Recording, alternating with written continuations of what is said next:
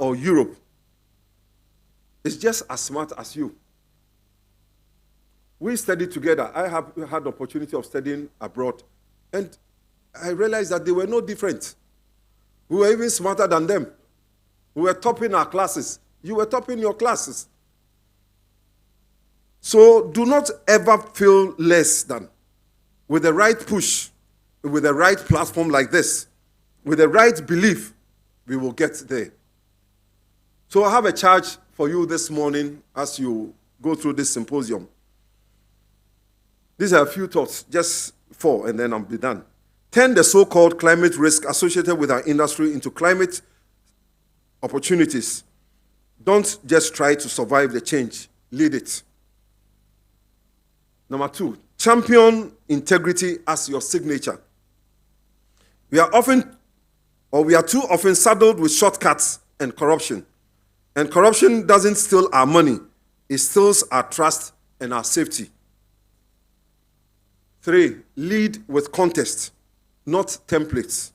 Don't copy blindly. Don't follow because that's how it's always been done. Local wisdom is irreplaceable. Trust what you know about your own people and your own land.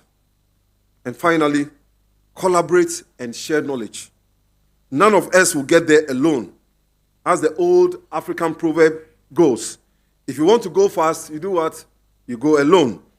If you want to go far, you go together. Thank you for being here. Thank you for caring enough to show up. I wish you truly fruitful deliberations, and I can't wait to see what you build. Thank you very much. God bless you.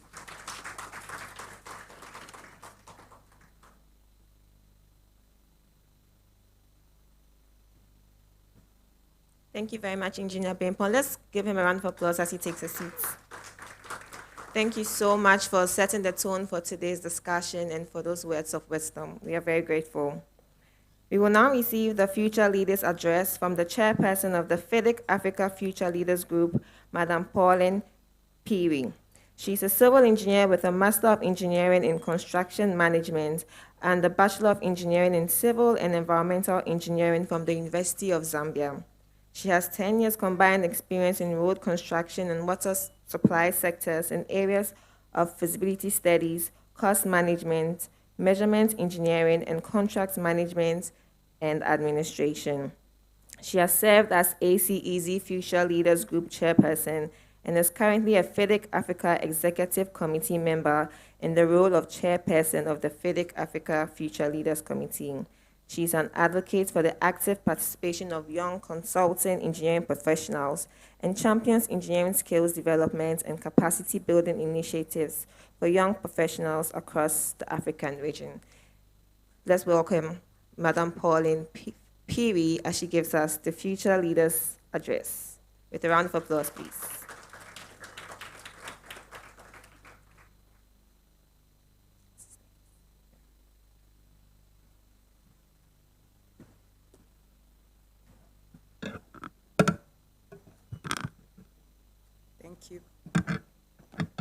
Thank you.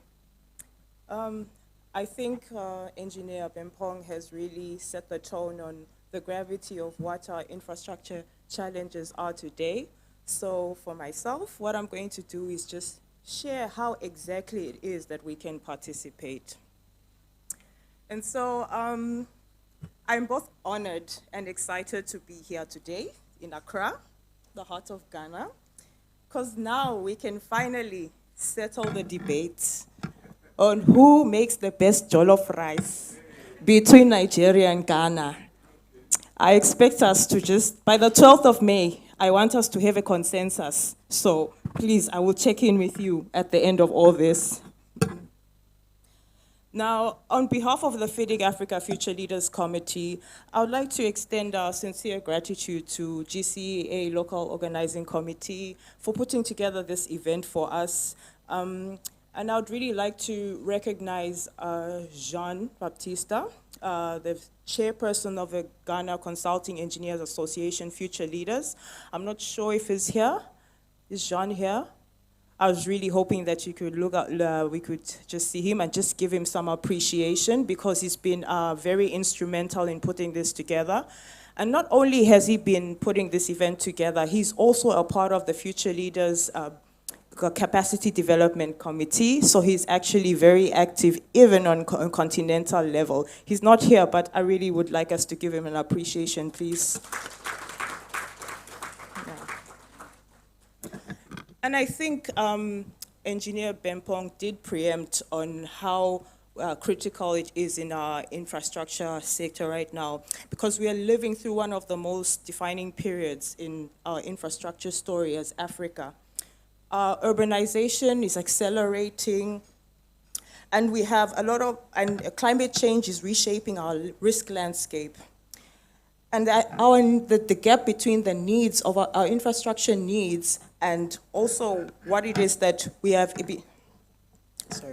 and the gap between the infrastructure Africa has and the infrastructure Africa needs remains one of the most pressing development challenges of our time. And in all this, one key factor we cannot ignore is that Africa is the youngest continent in the world. The average age is 19 years old, and majority of the population, sub-Saharan, has population of age less than 30 years. And so this is something that should excite us here, because this is what we're seeing, that the engineers, the consultants, and the planners who close the gap that we have in infrastructure are not retired.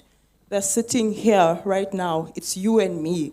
I think engineer did say that the future is falling off future leader. And I've been hearing this quite often, and it's now sinking in my head. It's no longer future leader, it is leader. So we need to have that in mind as we continue to grow in our careers. And so as the next generation, we are already acting now. This means we can no longer wait for a seat at the table. We are building the table. But building requires us to show up, to do the work, to yield results, and continuously invest in our skill sets if we're supposed to keep up in this dynamic industry. Which brings me to the FIDIC Africa Future Leaders Group. It's a platform, a consulting engineering ecosystem where our voices are heard, our skills are sharpened, and our networks, they stretch beyond borders. But a platform is only as strong as the people who power it. And so as the Future Leaders Committee, we've streamlined our operations to follow the strategic direction of FIDIC Africa. And so we do this in the form of different working committees. So our communications committee is our voice and our connector. Through our LinkedIn presence, our WhatsApp network, our newsletter, and the sharing of activities from future leaders across the continent, we've been able to ensure that the story of future leaders and engineers is told with pride and clarity. We have our business development committee as well. It works at the intersection of professional practice and opportunity. They're finding ways to promote the business of consulting through our lens and bringing us into industry conversations, connecting us with developments that shape our market, and also ensuring that future leaders are not just aware of the industry, but they are part of shaping it. So we also have the Capacity Development Committee, which is invested in you, in your career, in your professional growth, and in building your confidence. We design initiatives that showcase the skills of future leaders and increases our market competitiveness. And it reminds us that we have more to offer than we sometimes give credit for. We also have our Integrity, Quality, Risks, and Standards Committee, which holds us to account. Because in a profession built on trust, where the safety of people, communities, and environments rests on the quality of our work, we need to ensure that we never lose sight of our core professional values and our duty of care. Integrity is not a policy, it's a practice. And finally, our Growth and Membership Committee is building our legacy. We're ensuring that the longevity of the future leader groups is and expanding our footprint across Africa and the globe. And we're making sure that the work we begin today does not end when our terms do. So to all our committee members present and to those who are also represented in spirit, I'd like to thank you. What you do matters more than you know. And I would like you to at least know who they are. We do have some of our committee members. I'll just ask them to stand here. If you could just stand. Please give them a hand. Over there, we have Patrick Tembo. He's in Business Committee and Integrity Management. We've got Alex Muhuni here. He's in Business Development. We've got Kutlo Mudia here. She's in Communications. We've got Joseph Timber there. He's in Capacity Building. Oh, Jean has made it through. We have Jean here. He's back here. He's in Capacity Building, and he was also organizing this. Please give them a hand. They have been raising it. And so, like mentioned, we're not title holders. These are the engine room of everything we do. And so I'll move on to now, one of my greatest joys as chairperson has been watching how our network has grown as future leaders. And we have some overdue celebrations to make. Because we did not have a FIDIC Africa conference in 2025, we missed the opportunity to formally introduce the future leaders who've been with us in 2024, Tanzania future leaders. I'm not sure if we've got anybody from Tanzania here. Nonetheless, they're very welcome, and we are just looking to supporting their growth and learn from their experiences. And also we have another exciting addition. We have our newest future leaders group. That's the Mauritius Future Leaders. We have some over here. If you could just stand. From Mauritius. Yes. Welcome. We're thrilled to work with you. And to all the future leaders groups here, you have a network of future leaders beyond your borders, and I suggest you leverage this starting today. So I hope that everybody here, when you're leaving, you at least speak to one of these people who have stood up and get the conversation going. Now to why we're here today. You know, the theme of the conference being future-ready infrastructure is not a slogan, it's a question. And I want to ask it to you directly. What does future-ready infrastructure mean to you? In your field, in your specialization, in your country? What does it mean to design, build, manage, or advise on infrastructure that is resilient to climatic shocks, that can be financed sustainably, that is powered by AI and digital technology, that brings energy and water to people who have been excluded from those systems for too long, that is enabled or constrained by policy and regulation? These are not rhetorical questions I'm asking. These are the questions that will define our careers, and they're challenges that our communities are already living. And the answers require people who are willing to build the skills, do the thinking, and take the risk of stepping up. So today we're going to have a panel discussion on next-gen infrastructure, which is built by Africa's young engineers.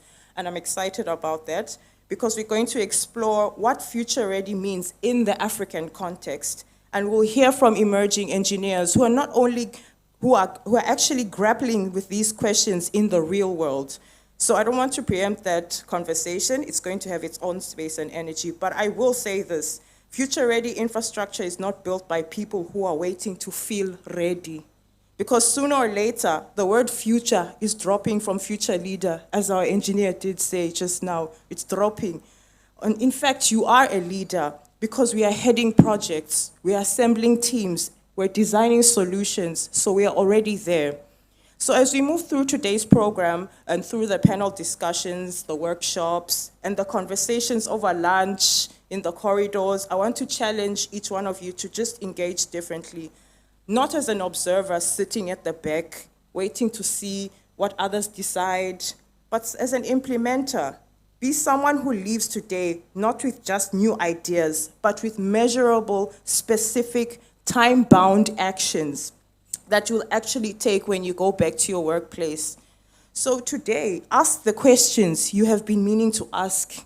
Introduce yourself to the person you've been meaning to meet. Exchange contacts, not just for the sake of a connection, but because you have a genuine intent to collaborate and to grow professionally.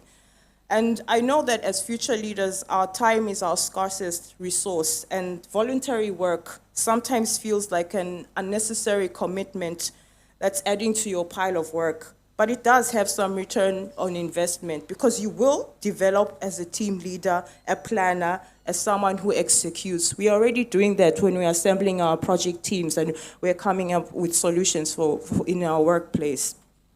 You will gain international exposure and recognition. That is good for business. After all, consulting engineering is a business, and we should have that in the back of our mind. As much as we are saving the world, we're also still surviving. So you will build a network that opens doors to business opportunities and friendships that will last a career. And most importantly, you grow in confidence. Because the truth about confidence that took me a while to learn, and I want to leave that with you today, is you don't wait until confidence comes to you. You step up and contribute in the smallest things, and then it builds up. And so as we are preparing to be to be greater leaders in the world, can we have this in the back of our mind? We need to challenge the status quo. As our engineer did mention, just because it has been done all along, it does not mean it must continue going so, especially if it's not benefiting the world at large. And so in closing, I would like to thank our hosts in Accra, Medase. Thank you for receiving us. And to the FIDIC Africa Future Leadership, thank you for supporting us in our movements and allowing us to have these spaces where we can actually work and not just have a position of sitting, but we are actually implementing our works. Thank you for that. And to everybody else, I just want to encourage you, if you're not part of any of your future leaders groups, that is a stepping stone on how you can begin to contribute to the infrastructure development. You may think it is just something where, by the way, but you're actually getting in-job training, but in a voluntary way. And as you continue to be part of these groups, you will see that it will translate to your work because you'll be able to step up and contribute more. And so with that, I would really like to welcome to our symposium, and I'm looking forward to more interactions with you today. Thank you.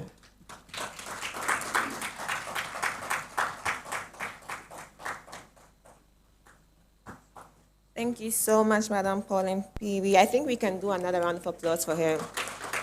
Thank you so much. I believe that one of the things that we'll all be leaving with today is that the future that we've so often heard about from when we were little children, it's here. It's today. We are the leaders now. The future is for those who are now being born. So we are the leaders of today, and I believe that if we keep that in mind, Africa is going to be great. I would like us to take note of a few things for our safety. We have 2 exit doors to my extreme left. There's one to my extreme left and one at the far back for our exit and entry. And to use the washrooms, you would use the first door on my left, and then you just take a few steps, and to your right, you'll have the male and female washrooms. So just for our information. So before we zoom into today's agenda, we will receive the keynote address from the FIDIC Africa president himself, who has graced us with his presence today, Engineer Rizwan Kadri. He is, as I said, the president of FIDIC Africa, and he's the managing director of Riz Consulting in Tanzania. He's a highly experienced consulting engineer with over 36 years of expertise in project and contract management, civil and structural engineering design, geotechnical investigations, and infrastructure development. His professional experience spans multidisciplinary coordination, site supervision, feasibility and financial appraisals, business development management as well. He has extensive expertise in structural rehabilitation, seismic and coastal design, and value engineering. As the president of FIDIC Africa, he continues to advocate for excellence, innovation, and sustainable infrastructure development across the African consulting engineering industry. And so, ladies and gentlemen, please help me welcome Engineer Rizwan Kadri to give us the keynote address.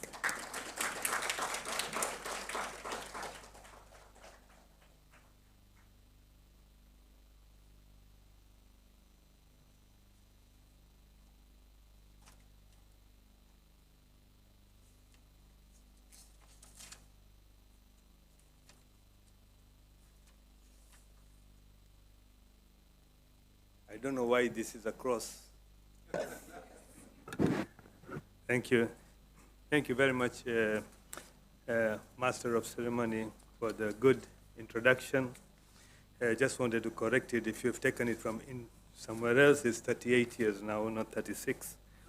Maybe it's somehow more than age of some of the future leaders here.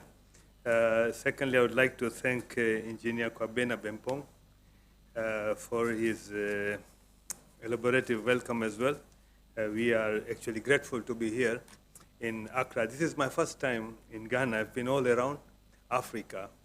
Ghana is the first time, and came a bit late, so there's a drizzling rain outside, so couldn't, go around and see what was there in store for me. But apart from that, I did catch two of your good points, which says that outside every cemetery, there are people who are there, down there, they're saying that you were like us before, and what are we doing now? So definitely we need to catch up so that we do not remain the way we are. You see, when we were younger, we would see the graves were just, pile of stones and, backfill over it. And then as we grew, we saw that the graveyards have become more well-designed, like a 5-story thing, So, so that's a development which I have noted. And somebody did ask you that after 60 years, are you still thinking of future or not? What I would like to share is that in the Bible, in the Quran, it does say of Prophet Noah. He was 100 plus years. Still, he was guided to build Noah's Ark so that we could reach this future where we are in. So thank you for those insights. And I would like to just begin with my presentation to address to the chairperson, future leaders, our GCIA president, distinguished members, and the future leaders of Africa. Very good morning to all of you. Just as a point that you may be facing sometimes in the real life, that you have presented a design and given it out to the client and the people who would like to look at it. But they say that it is very good, but on the ground it behaves differently. We may have encountered such things. And in that moment, you have two choices. Either you defend your drawing or understand the reality. Now, that moment definitely is not a failure if somebody tells you that your drawing doesn't behave the way it's supposed to be, but that moment is where engineering truly begins. Because you will be challenged in and out of whatever you're planning to do. As you are the future leaders, you may even be challenged in your offices saying that what you have done will not work.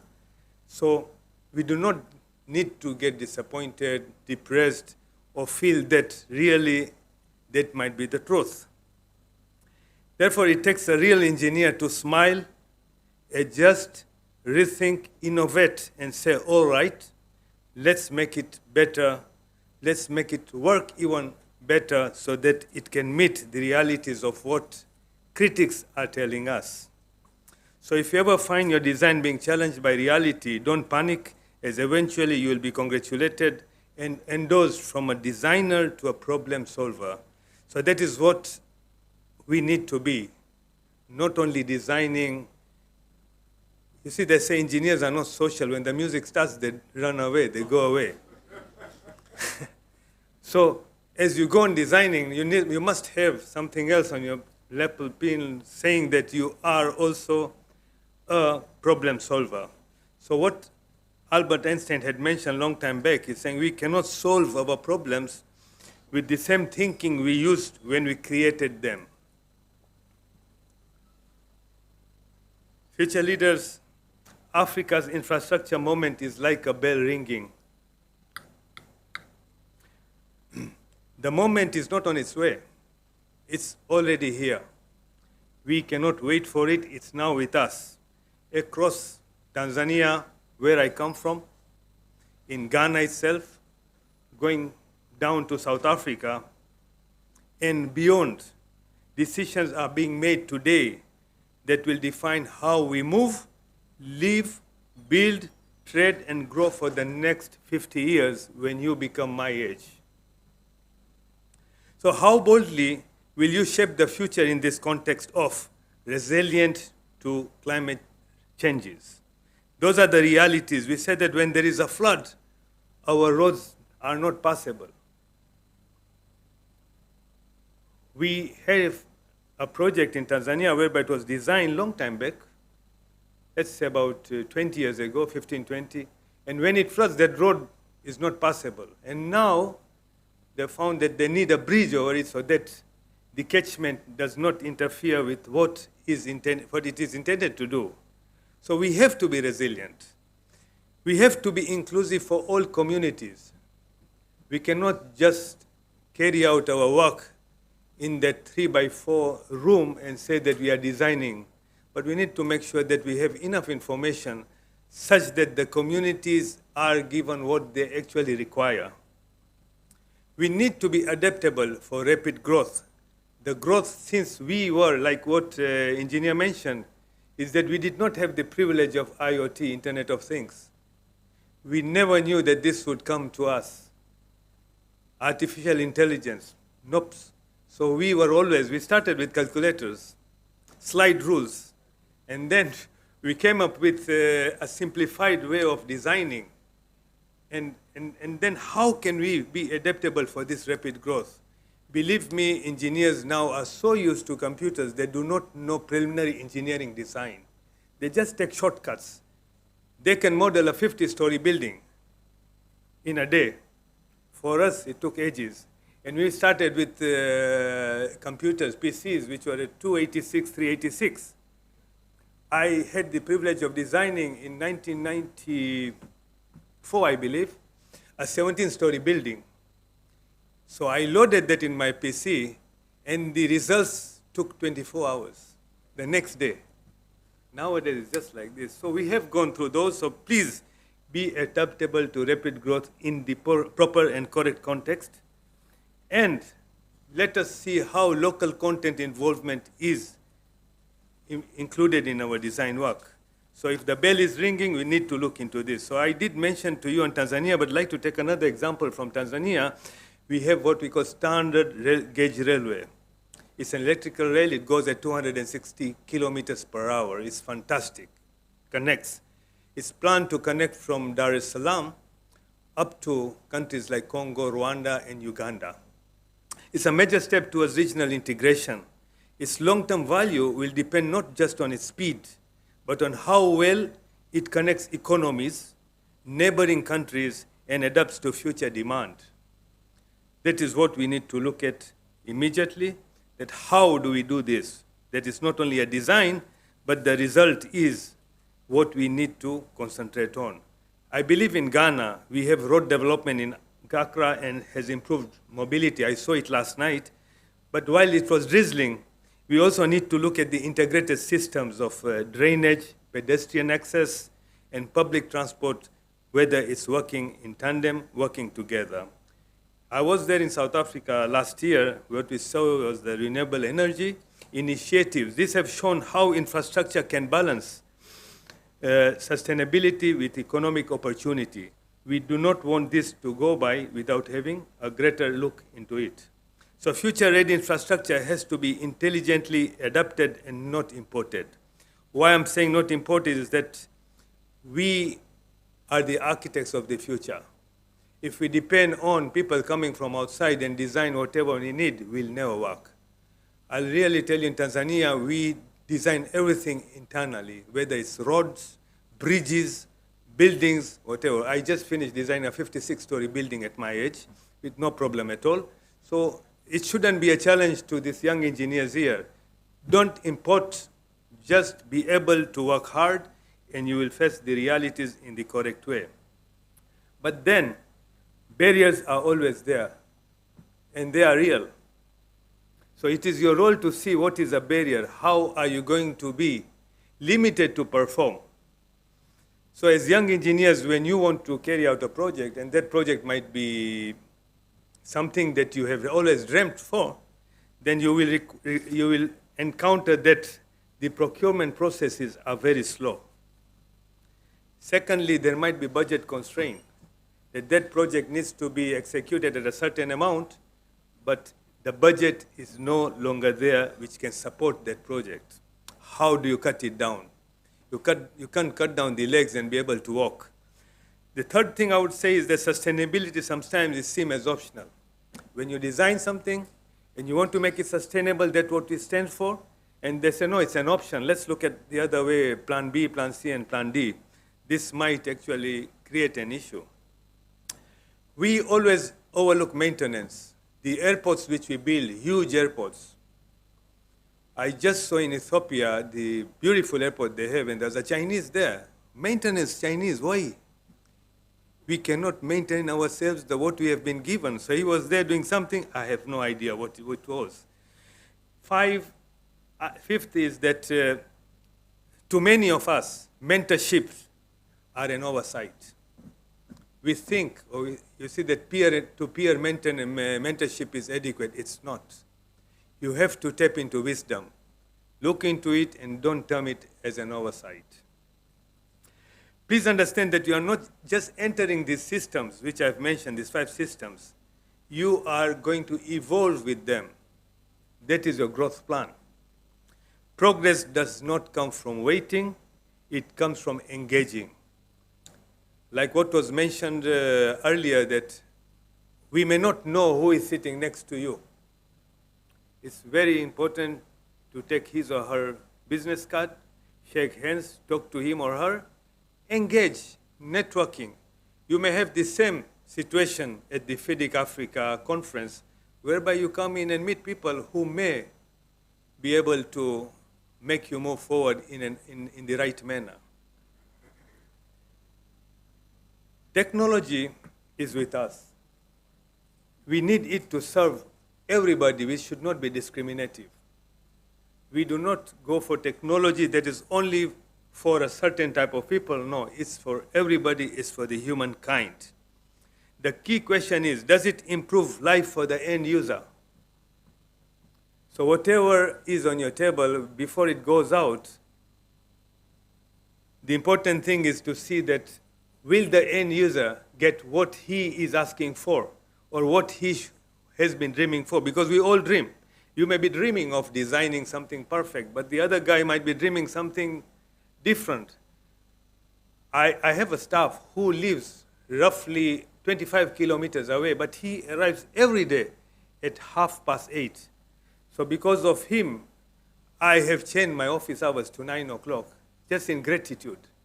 But you see, it's helping, the technology is supporting him. We have the bus rapid transportation project in Tanzania. It's helping him to commute easily. So please look into that.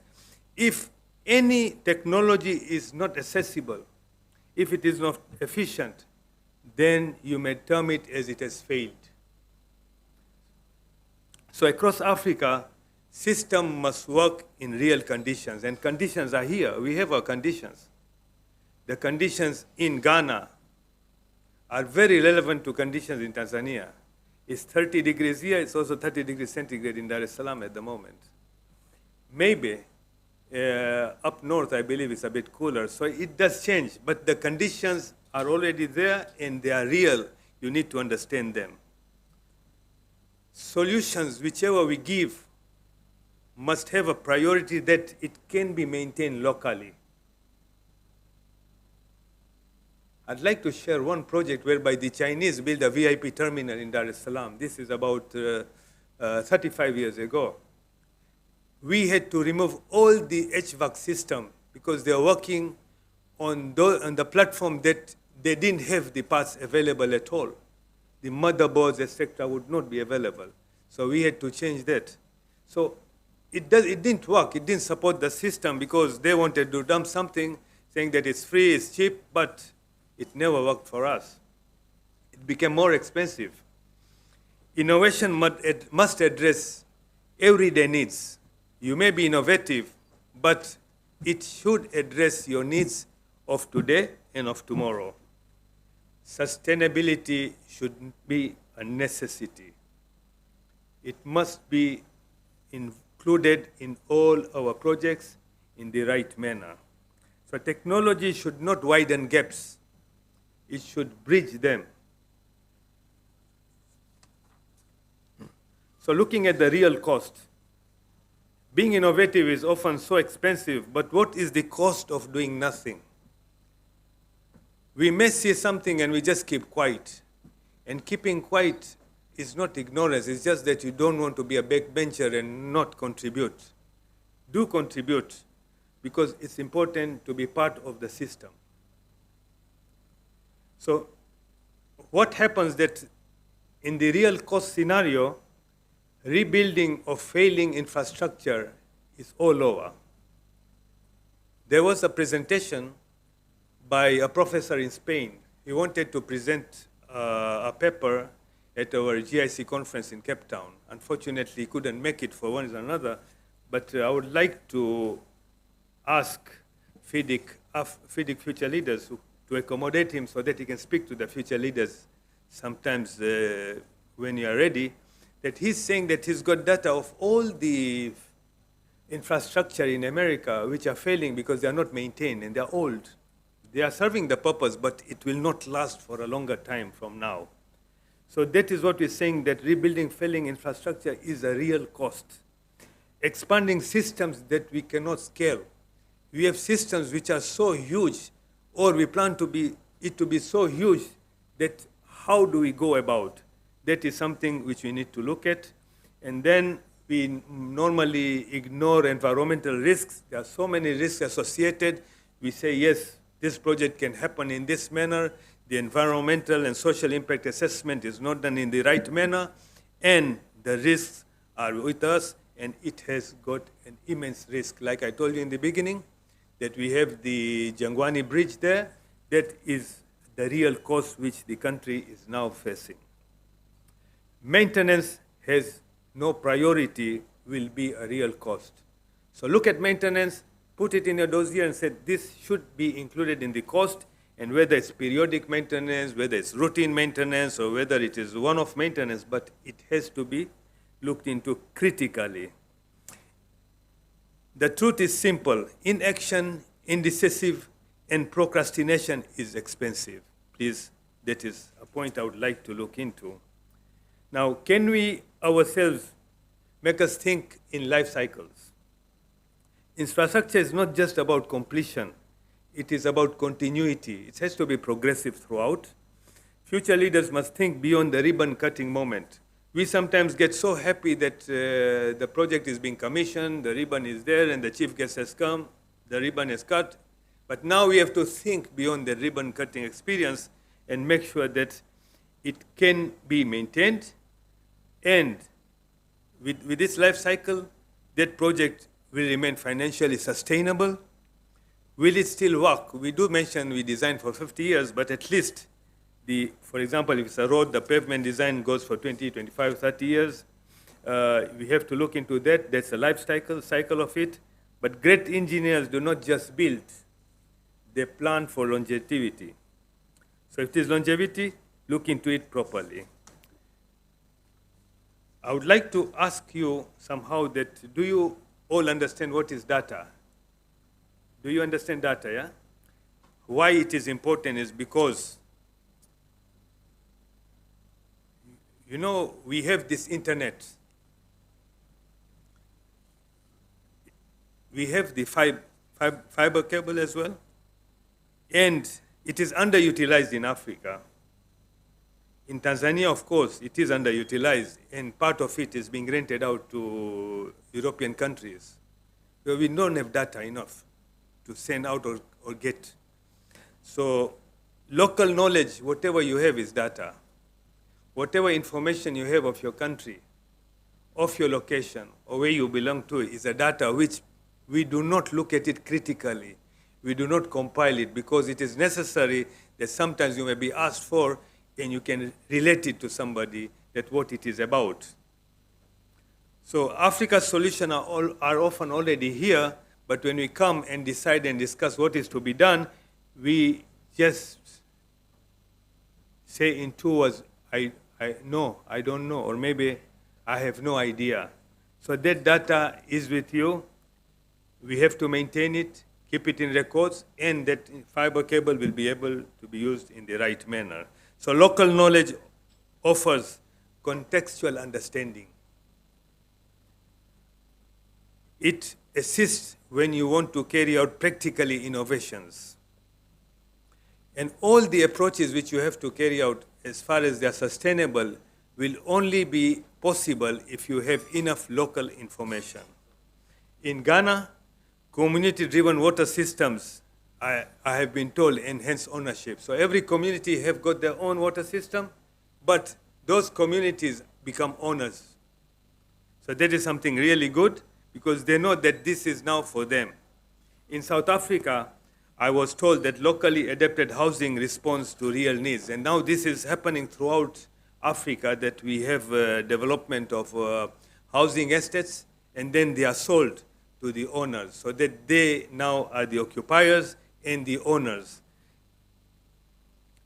The future will not be built by ignoring local insight. It will be built by amplifying it. So my point here is that whatever you plan to do, as your theme says on the future, please be aware that whatever you have is with you, but you may not be knowing it, you may be inactive, or it is something like an indecisive way of looking into it, but very important that you capture it. Sometimes you will find that engineering is at an intersection. And that is something whereby it will affect you as your theme and as far as what you are carrying out. This is simply because this crossroads cannot be eliminated easily. These are due to the policies. When the policymakers sit and decide something, they might not have any engineering knowledge or know-how, and you are told that this is what is to be done. That crossroad has to be eliminated. How? By engaging. Secondly, the intersection happens because you do not have enough knowledge about the community. You may be having the local knowledge and ability to traverse through the communities, but those who you are working with may not know what is happening, so that will create a crossroad to you. And economics. Most of our engineers are not entrepreneurs. They do not know, they do not have the financial capabilities. At this juncture, I would like to advise you that we have what they say financial accountings for engineers, non-accounting students. Look into it. It will really help you, first of all, to maintain what you are trying to look at as far as your own company or your firms are concerned with, so you can understand what the accountants are doing and what the policymakers are thinking of. Get into the economics, understand the commerce part of it. A strong design without community buy-in may fail, apart from that. A sound system without policy alignment may stall.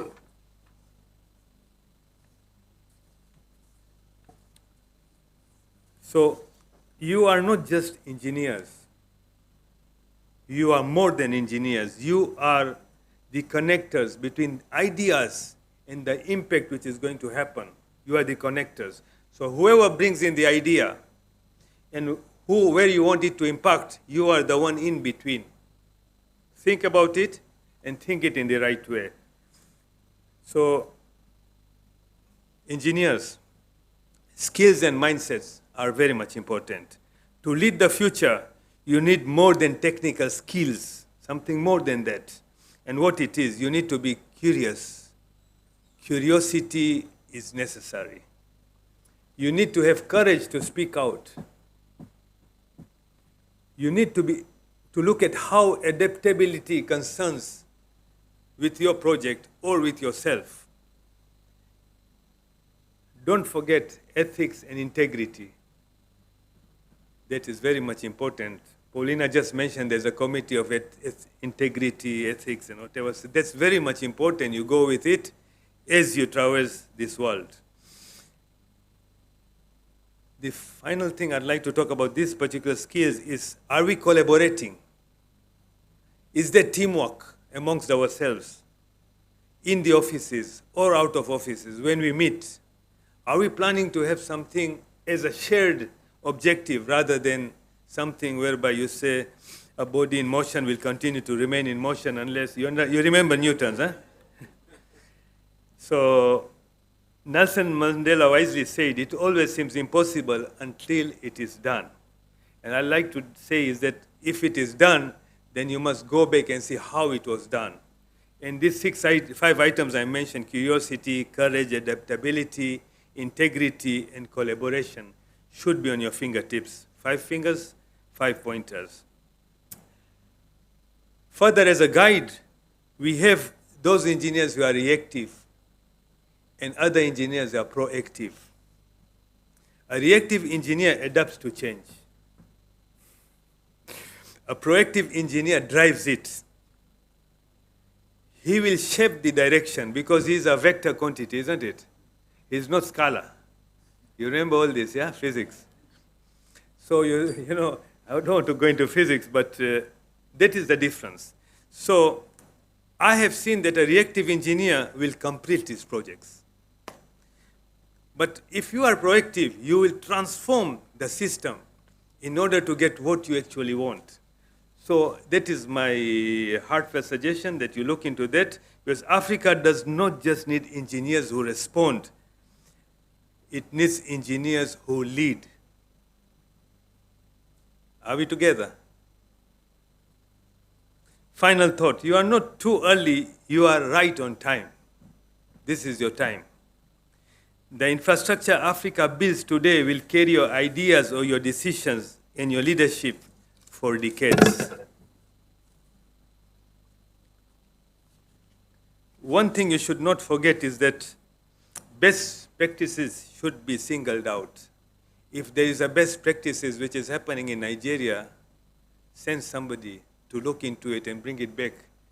Or take the advantage of networking, take the advantage of the virtual platform, and look for those best practices whereby you can discuss and get into it. If the Chinese were, looking at the aeroplanes, buying them, opening it up, and then, copying, cutting, pasting, and whatever they're doing, but they were learning at the same time. The PhD has changed nowadays. If you know that the PhD in China is do something and then get awarded your PhD. So best practices must not be forgotten. So when the plan changes, try to adjust it so that it meets your requirement. Improve it, build it with purpose, design with people in mind. Always lead with confidence. I would also like to thank future leaders. Committee. In the committees we have, this is number 1 committee, best performance. Congratulations. And in our exco, when Paulina presents, nobody has matched the presentation up to now. Fantastic. Well done. The only committee which is trying to come nearer to you is the membership committee. They have grown, and we are now boasting of more members who have joined us, and hopefully by the time the new president takes over, we'll become much more stronger. So thank you very much for that. And I would also like to request that in future, before I say that, I'm just walking into this conference from another convention, which was of about 650 people, where I was the chair, and they had a women's symposium for 2 days. It was fantastic, very nice, very well done. So when you all come from a distance and have a half-day event, might not, be adequate. So try to make it for 1 day, and I request that you put up a budget for it so that how FIDIC Africa can also, support that. So having said that, I thank you very much for this.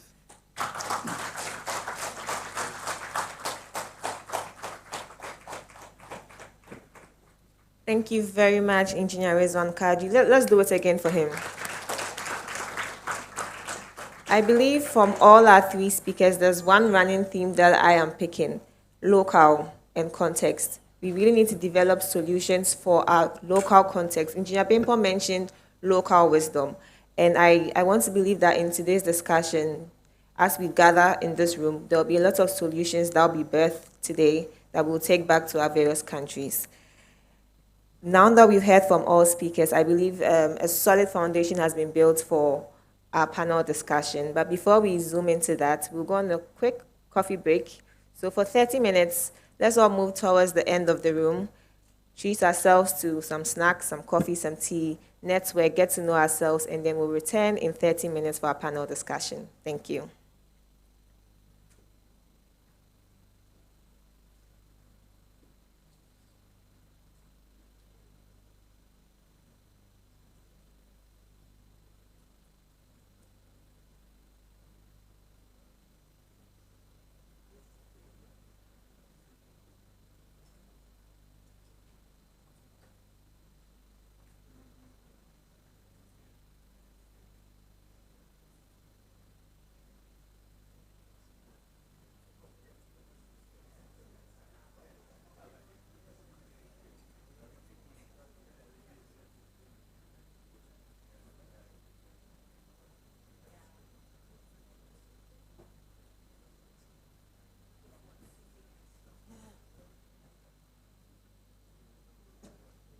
Oh, I want.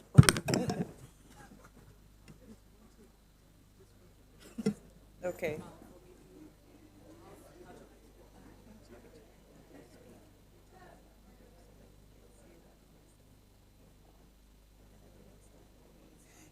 I wish you knew what I was mumbling.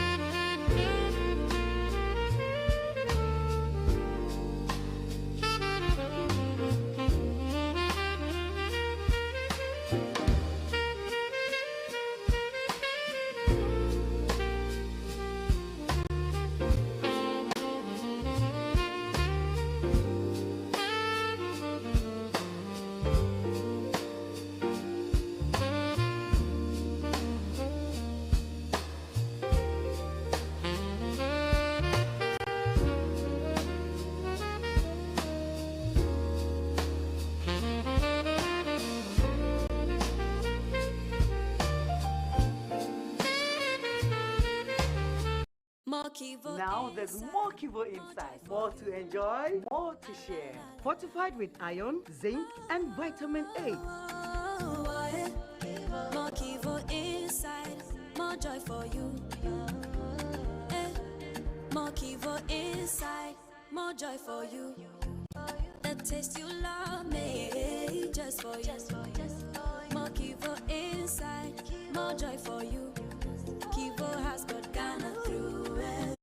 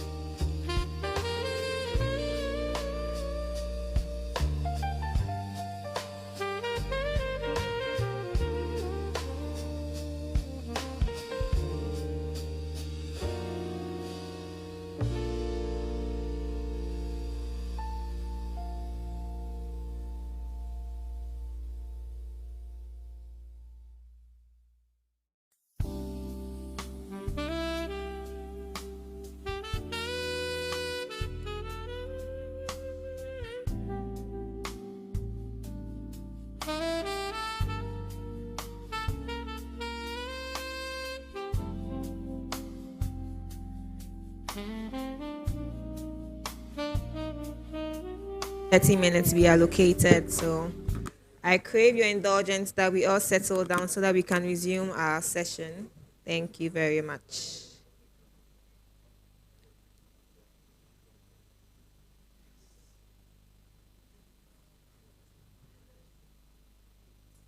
Okay, just giving about 2 minutes for everyone to find their seats again.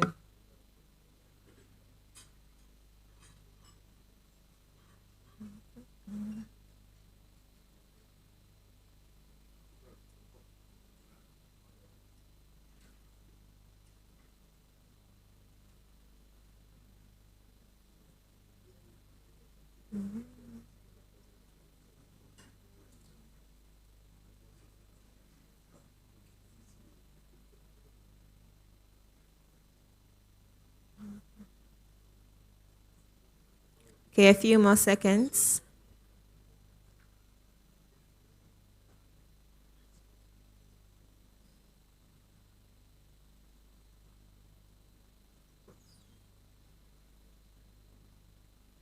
Okay, thank you so much for returning promptly. Welcome back from the break.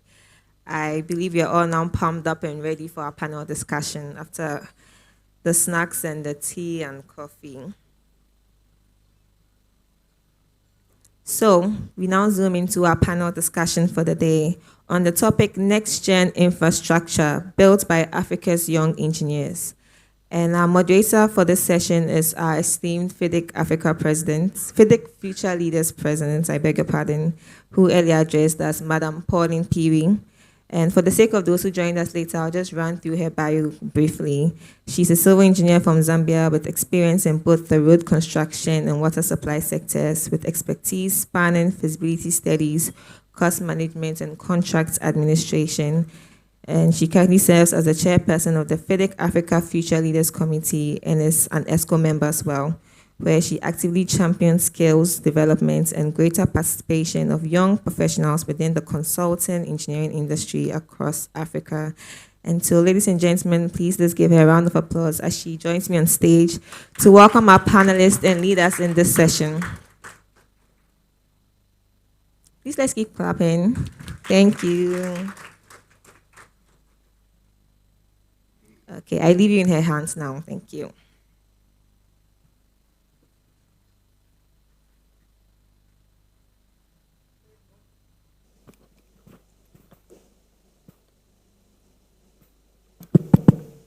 Good morning once again. I hope our tea break was good. Now we are back to the beginning of what our symposium is really about. So as mentioned, we are about to have a panel discussion on future next-gen infrastructure built by Africa's young engineers. Now, the reason we're having this discussion is because we want to explore how we, as young engineers, can build infrastructure that is resilient, sustainable, and also technologically advanced infrastructure. So today we have gathered a number of future leaders from across the continent to give us different perspectives in their different careers as well, so that we can have a broader idea of what we're talking about. And I think earlier on I did mention that context is important, because when we're designing infrastructure, we are designing for the end users. So what is important is we need to find out what our particular needs are. The risk that we are running is importing what the needs are, especially of the Western world. When we talk about all these, our needs are really unique to us. And the whole aim of us having this discussion is so that we can know how it is in Africa. And so to help us to do this, I will be inviting some panelists to join me. So as they do come, just allow me to read their bios so that you can get to know a bit more about them and their background and the context which they'll be coming with when we are having our discussions. So first up, we have Aaron Boateng from Ghana. Allow me to read his bio, and then once I've read the bio, he'll come in front, you'll see him, and then we can give a round of applause, and I'll ask we do the same for everybody else. So Aaron is a professional civil and water engineer with extensive experience in structural engineering, water systems, and infrastructure project delivery across Europe, North America, and Africa. He currently works as a project civil engineer in Sweden, where he also serves as a consultant in construction planning and supervision.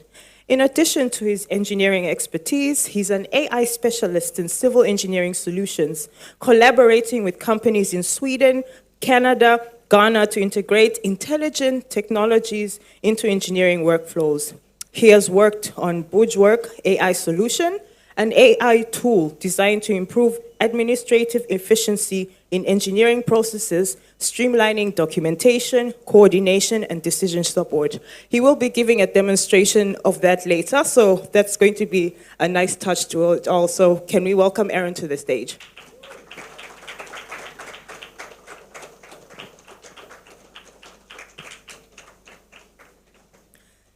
Joining Aaron is Olivia Lavisa from Kenya. Olivia is a civil and structural engineer with over 7 years of experience delivering and managing transport infrastructure within Kenya's national road network. Currently working with the Kenya National Highways Authority with hands-on involvement in corridor management, contractor supervision, road asset management, and infrastructure planning.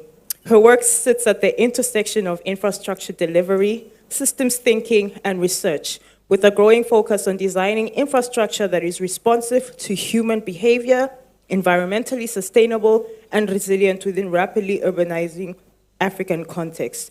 She's the outgoing vice chairperson of the ASEC Future Leaders, that's for Kenya, and is a member of the ASEC Research and Publications Committee. Please let's welcome Olivia to the stage.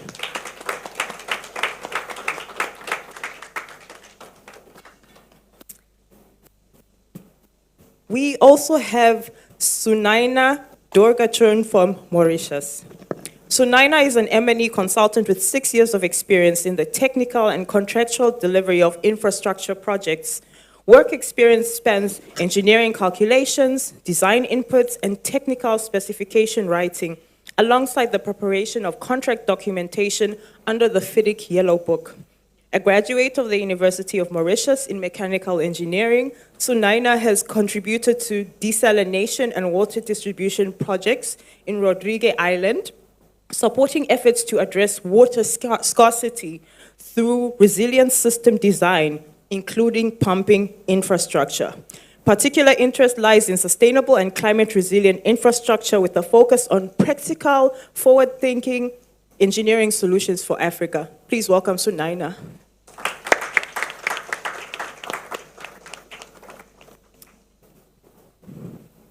We also have Kampamba Lukwesa from Zambia. Kampamba is a civil structural engineer with over 8 years of experience in design, project planning, quality control, site management, and contract management, with a combination of consultancy experience working for Barry Zambia Consulting Engineers Limited. He has broad experience in collaborating with multilateral and bilateral donor agencies. He's well-versed in FIDIC regulations and national conditions of contract. He's an accomplished engineer and technical specialist with advisory and leadership skills who has led diverse teams and units, inspiring and motivating colleagues in the professional and personal skills. Please let's welcome Kampamba to the stage.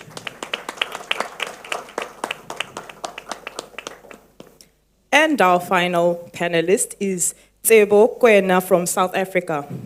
Tsebo is a civil engineering young professional and business development manager with over 8 years of experience delivering innovative infrastructure solutions across Southern Africa.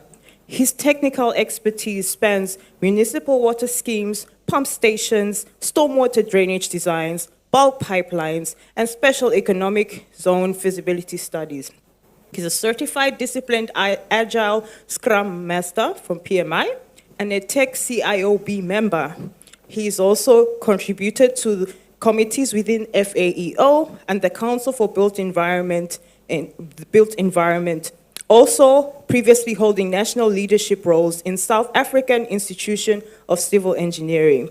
Most of all, he was shortlisted for a finalist of the Big 5 Impact Awards, Rising Star of the Year, recognizing his contributions to sustainability leadership, engineering innovation, and advancing the built environment across Africa. Please welcome Tsebo.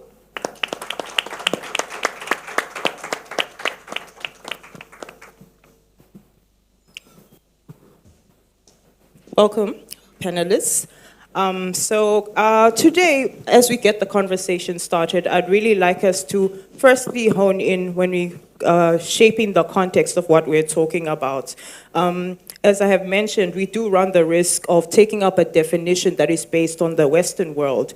And so with these different professionals, young professionals here, we would like to just get a really hands-on perspective on what it is that our infrastructure needs are in Africa. So each one is just going to give their thoughts and their experience, and also just some parting information that we can use as we take back to our workplaces. So I'd just like to get us started, and I would ask each one of you to just briefly share, in line with your experience in your various fields, what does future-ready actually mean in the African context? So are we building for today or the next 50 years? So I'll allow each one of you to just give a perspective from your fields. I'll begin with you, Aaron. What does future-ready actually mean? Thank you, guys, and everyone is welcome here. Thank you for the opportunity as well. When we talk about future ready, and us as future leaders, when I think of Africa's infrastructure, I think we are entering an era where there's an infrastructure deficit, basically. And according to research, I think by 2050, Africa with urban areas would have doubled its population, which means this is a conversation that has to be had. But when I think of future-ready infrastructure, I think of infrastructure that is, first of all, inclusive. And when I talk about inclusive, when I say inclusive, I'm talking about projects or infrastructure that is relatable or usable at all economic levels. And for example, here in Ghana, we would say we have three different classes. We have the lower income, the middle income, and then we have the upper class. So when I think of a future-ready infrastructure, I'm thinking about a very inclusive infrastructure where technology being used doesn't actually create inequality within all these three classes that I mentioned. And also, technologies that are being deployed now or will be used in the future as well actually brings affordability and accessibility for everybody within these classes as well. I mean, now you go into very basic projects where, like, for example, a police station, and then you can clearly see the, like, uninclusiveness of it. Like, you would have people who can't even access it. And when I mention this, I talk about, for example, visually impaired or even like physically impaired people. And a police station should be one of the basic concepts where people of all walks of life can basically just walk in and be able to actually feel free. So a future-ready project for me should be very inclusive across all classes of people. Yeah, thank you. Thanks for sharing that, Aaron. Right. You did mention about inclusivity. I think it's something we do need to take in the back of our minds, especially when we're designing our infrastructure. When it comes to people who are physically impaired, I think that's something we do overlook. So thank you for bringing that up. And also affordability and accessibility, especially in Africa. I think that's something important to consider. Olivia, what is future ready to you? Thank you very much, Pauline. And I like the point that Aaron has shared because it's partly what I wanted to mention, but I'll top on that and say, for me, when I think about future-ready infrastructure, it's not just the building that we're used to. It's not just building the infrastructure, the roads, as we used to in terms of just creating access and mobility, but I look at it from the aspect of us creating and curating a system that is built to last, that yes, involves all the people there, but also involves the areas in terms of when we think about roads or infrastructure or transport, we're not just thinking about the capital city, we're thinking about the rural areas as well. How are those people able to access those places? And future-ready infrastructure, like I mentioned, as we are shifting from just designing and building, we have to look at the data that we are collecting from those particular areas, which will inform the decisions that we make. So the data-driven decision-making is what gives us the aspect of the future readiness. And on top of that, we also have to look at it in terms of what Engineer Rizwan mentioned, and actually told him that he mentioned all the points that I was about to talk about, so I wasn't sure what I was going to mention. But in terms of having the end user in mind, and that's why for me, the main goal is for us to look at this whole infrastructure, not just as an output kind of thing, but as a system. If you look at it as an ecosystem that we are dealing with, yes, I'm an engineer, I'm building a road, I'm building a highway, I'm building a bridge or a building, but how does it correlate within this area or this ecosystem that I'm building in? And then once you're able to collaborate with these other stakeholders and the other builders, then now we can create something that is resilient and can last for a longer time. Thanks, Olivia. You did mention something that Engineer Rizwan did talk about, and I like that you brought it up as well, involving the local community when we're doing our design. So yeah, that's actually commendable that you bring up, and also making data-driven decisions to enable that we are ready for the future. So thank you for sharing that. So Naina, what is future ready to you?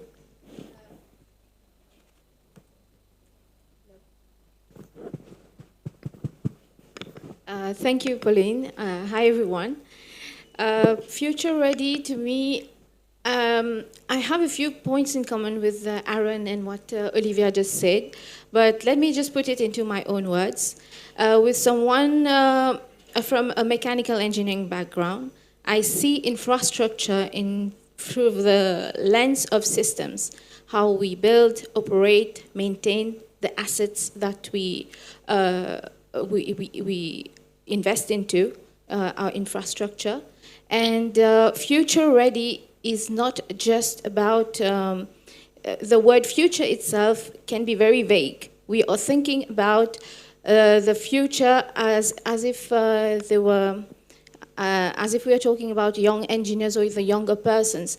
But future, I would also like to take again from what Engineer Bempong said. It's not that as from 60 years you cannot think about your future. As long as you're here, you have a future. And you have to think about that. So in terms of that, the infrastructure that we invest into should be compatible for all the generations to come, as well as us, because we have to move along with the newer technologies that are available. And for me, future-ready infrastructure also means building systems that are efficient, sustainable, and designed for long-term service.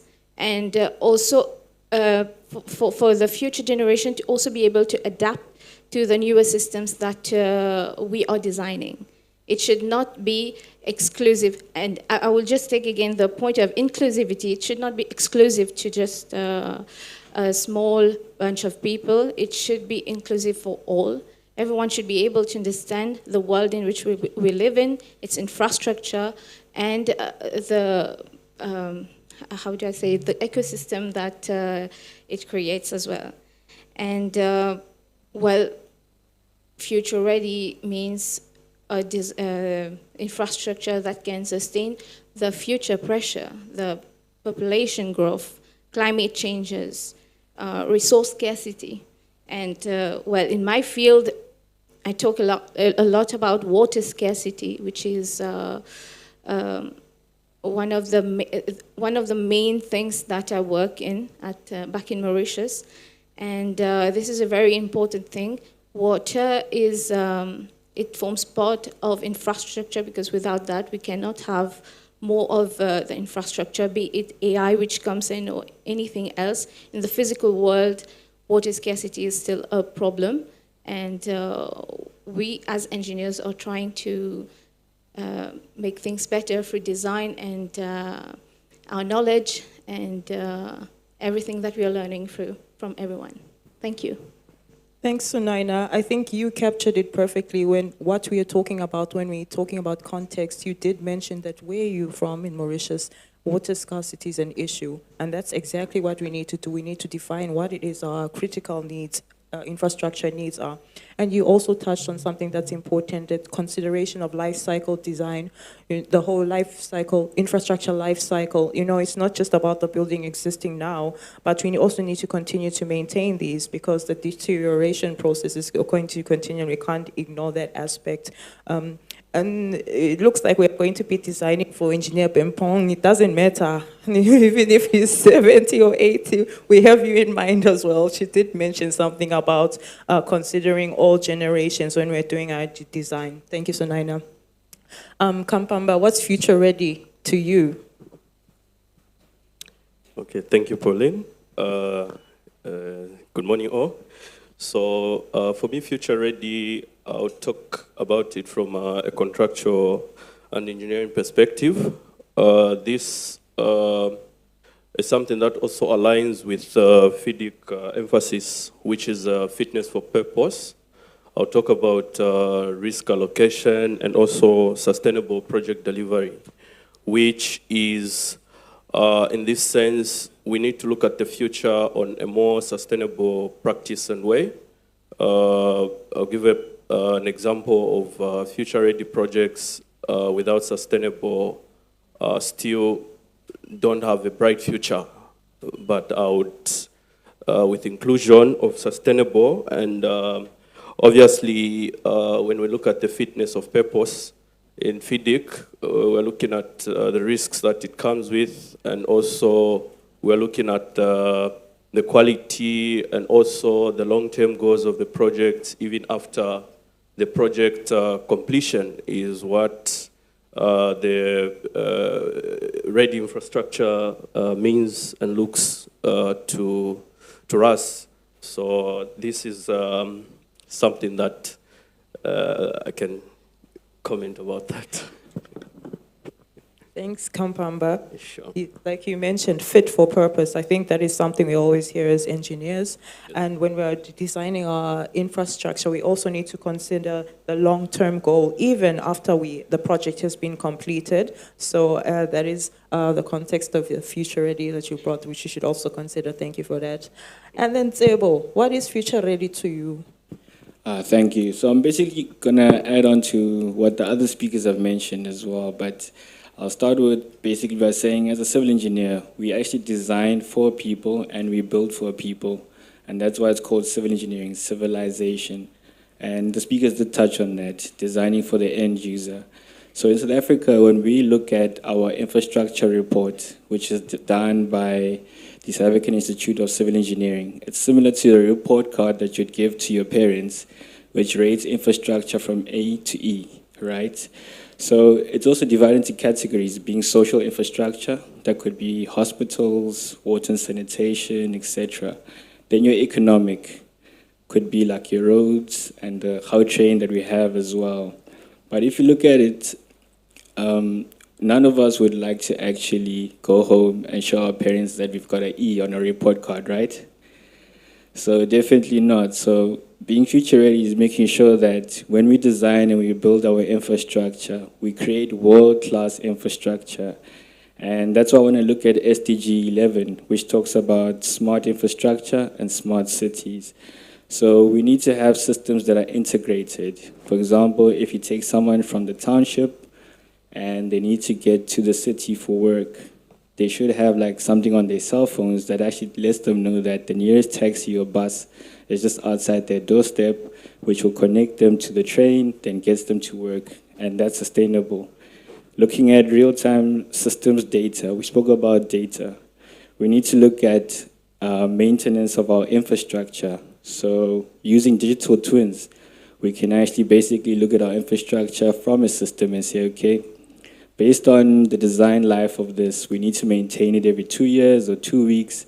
Or, for example, there's a leakage in the pipeline, and we can actually address it quickly instead of waiting 2 weeks for us to address that. And that's why we need to use technology to actually tap into such systems.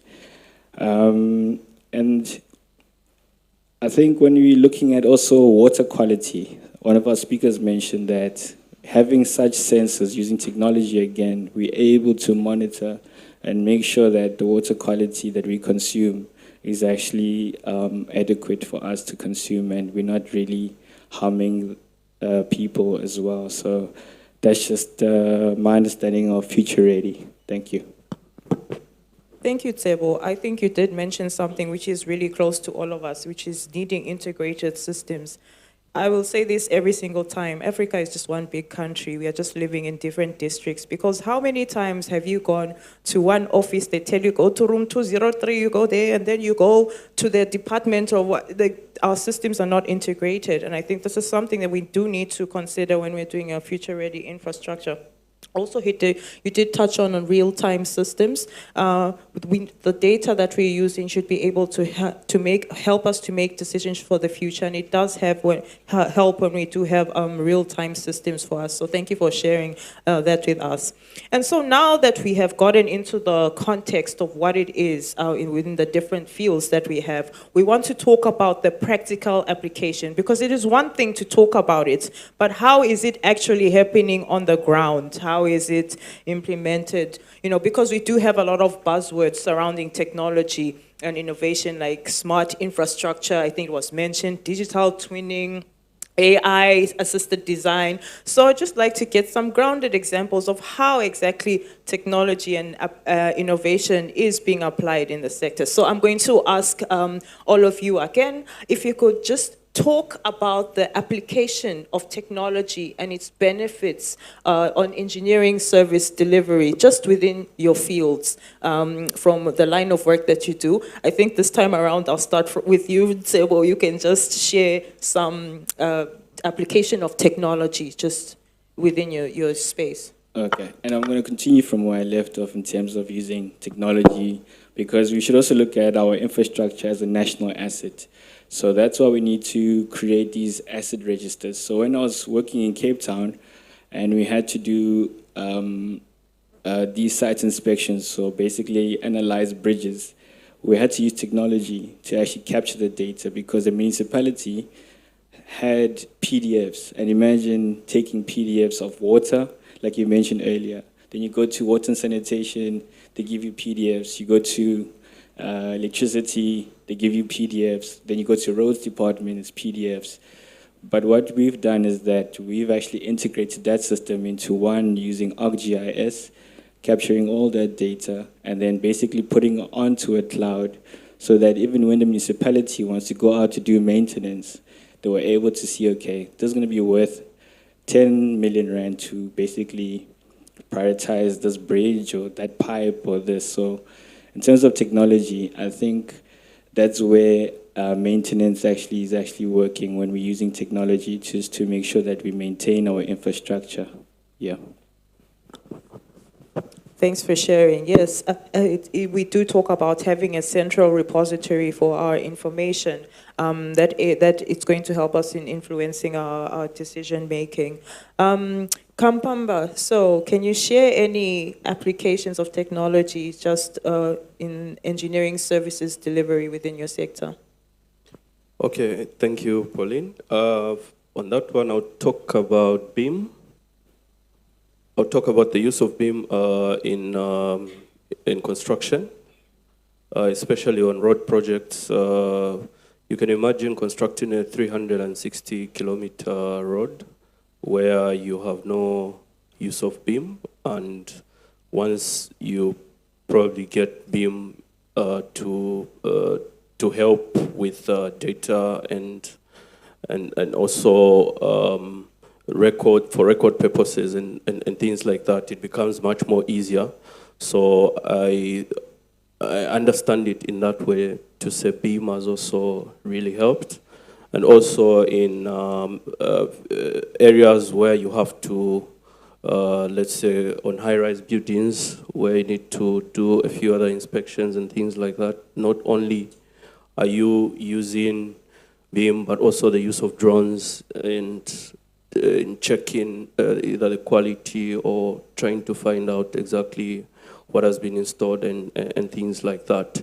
Then I also talk about it from a FIDIC perspective, where we also have to strengthen the transparency, record management, and also quality control and communication between the employer, the engineer, and the contractor.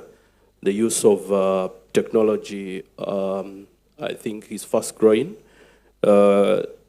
Clearing out the gray areas in contract administration, I think we also need to have proper documents that are accurate. So I think technology is also coming in, helping with this. Thanks, Kampamba. I think I relate with you, having worked in the road sector. When it comes to information, we're doing so many kilometers of roads. So I'm glad you brought up BIM and also the inspection of drone inspections that we're using these days. So this is also a great addition to technology. So Naina, could you share some engineering technologies that you have used in your sectors and how it's helped? Yes, definitely, Pauline. I will share a perspective which is more on the operational upfront rather than design. I'm involved in the design and contractor administration for desalination plants in Rodrigues Island, which is another island under Mauritius itself. So there is the skills gap. That's why automation becomes of really big importance. And so the sensors that we are using to detect water leakage issues such as problems with pressure or flow in the desalination plant. So automation is helping hugely in decreasing the energy consumption, which is another issue as well. Energy is also of it's a very sensitive issue because around the world you can see that energy is hugely based on coal, and whenever there are political issues such as the war breaking out or things like that, it becomes a bit difficult to step into systems which require even more energy for the new infrastructure to take shape.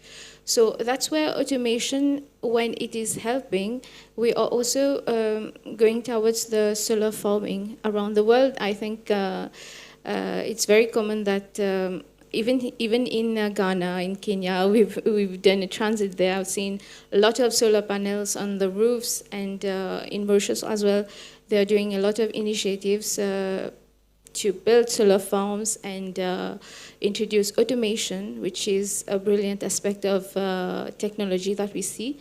And we are still on the phase of learning a lot of things related to these kinds of systems, sensors, energy consumption and saving, and as well as well, BIM is also something which is taking shape in our country, because we are also on the building services part of, I mean, in our sector. So I will come back to the energy consumption in buildings. BIM, we are using that in a lot of buildings to monitor air conditioning and the consumption of energy when we are air conditioning buildings. And the fact that automation enables a digital twin to monitor all of these parameters in real time, it saves us a lot of effort and time and skills to tackle these issues rather than wasting away energy and all our resources. That will be my part. Thank you. Thanks, Sunaina. I think one that's really interesting to hear is automation. We do a lot of repetitive tasks, and we need to save as much effort in relating to time and skills. And I love how you've demonstrated it, that it's been working for you there in Mauritius, and also including of sensors, so you're able to do predictive maintenance and also monitor consumption. I think this just all goes to shape how we do data-driven decision-making based on that. So thank you for sharing that. Olivia, could you share some technologies that have been helped in your sector? Okay, thank you. I like the fact that, Pauline, you mentioned that Africa is just one big country. So to say that all these points that have been mentioned still apply within my field as well. But thinking of it in terms of the asset life, like from an asset life cycle kind of perspective, is we start from planning, designing, construction, maintenance, and then rehabilitation or restoration. So when you look at the context of infrastructure from that angle, I'd like to mention two main areas. In planning, for example, in a road network, because that's the field that I'm mostly in the planning stage, what we are incorporating currently is involving GIS to just get the remote and GIS and the remote sensing to get the network planning, which makes work way easier. Because like you mentioned, if you're designing like a 300-kilometer road, it would be hard to just get the data manually. So when you're going the GIS route, it makes work very simple, very easier, and easy to integrate within the BIM system as well. And the other angle that I'm looking at it from is currently at the maintenance level now. We are shifting, like I mentioned, from a perspective of just designing and building infrastructure roads for just mobility and access. And now we are moving to a point of where we are actually maintaining them. And from the aspect of maintenance, we're looking at it from an intelligent kind of aspect of maintenance. So we are moving towards ITS, Intelligent Transport Systems. So the maintenance bit of it, we are looking at it in terms of the traffic system, that we are incorporating the automation and the intelligence system to just be able to allow the users to move freely and increase optimization and the integration of all these things to just enhance the sustainability and maximize the functionality of this particular infrastructure. And I believe when it comes to particularly roads, when you save time, you save value, you save money. When we're constructing or building roads, we look at it from the aspect of time is money. So the shorter the time it takes someone to move within a particular location, the more money you're able to make. And the other aspect is safety perspective. So once when you are able to enhance safety, you're saving more lives, which contributes back to the economy as well. So ideally, the integration aspect of it makes the whole ecosystem work better for all the users at the end of the day. Thank you. Thanks for sharing that about the intelligent transport systems. I think how many times have we gone to these government offices and somebody has not arrived on time, and then the excuse is that there's traffic.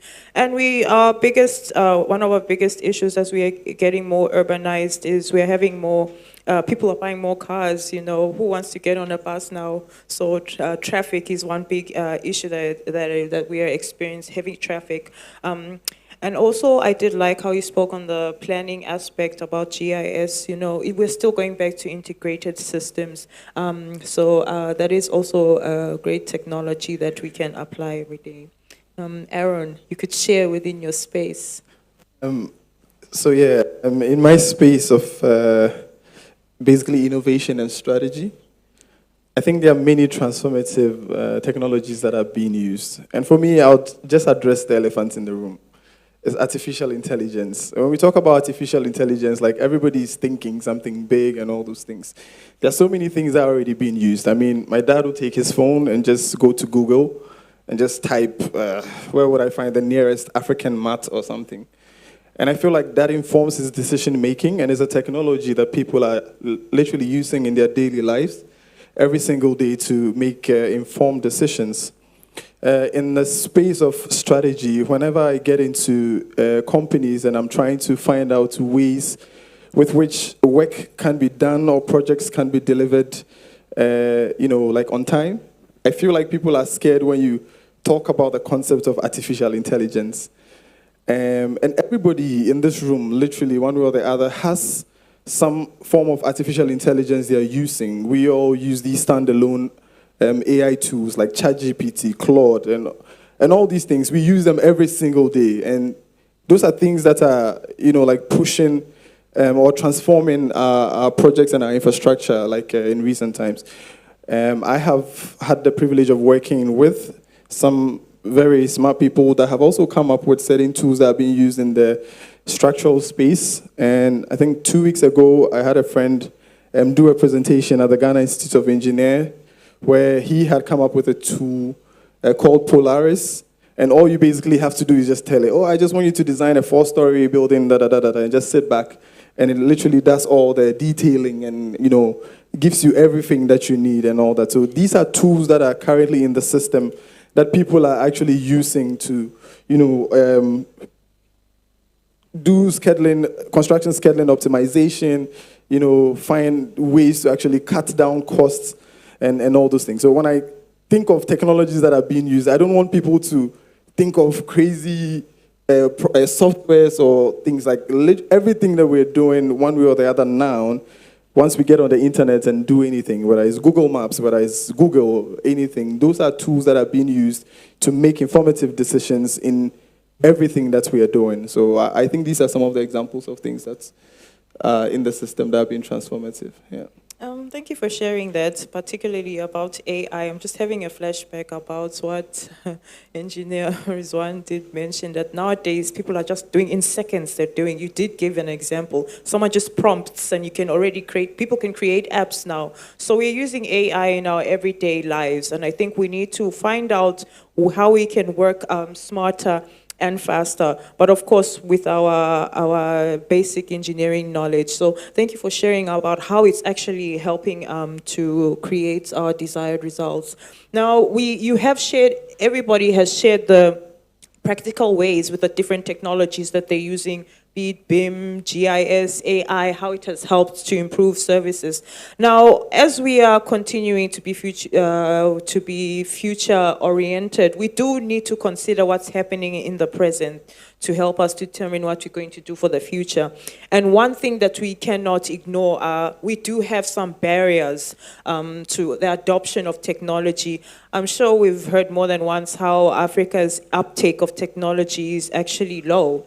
So when we want to speak on technology and innovation, I'd really like us to address what the barriers are. It could be financial, or the skills needs, or even accessibility, the list goes on. So in order for us to prepare for the future, we need to know how to eliminate our current barriers. So I'm going to ask our panelists once more, you have shared how the technology has helped, but what are some of the barriers to adopting these new technologies that you have experienced? I think it will help even when we're considering the types of technology so that we can plan for the future. I'm going to be very random here. I'll start with Olivia. Please do share what barriers exist to adopting the same technologies that you did share. Thank you, Pauline. And I knew you'd choose me first, so it's okay. I felt it. Nonetheless, I'll just go back to whatever I talked about, the ITS system. The main barrier that we are having is that we have a weak data system. That's why some of these projects, for example, the ITS, currently in Kenya, we don't have it being implemented in the whole country, even in the whole city of Nairobi. We have it in specific places, and it's being implemented at a pilot stage. Why? Because we don't have enough data. So I'd say we currently have weak data systems. And so if we leverage more on collecting the data that we require for these particular systems to advance, then that would take us to the next stage of it.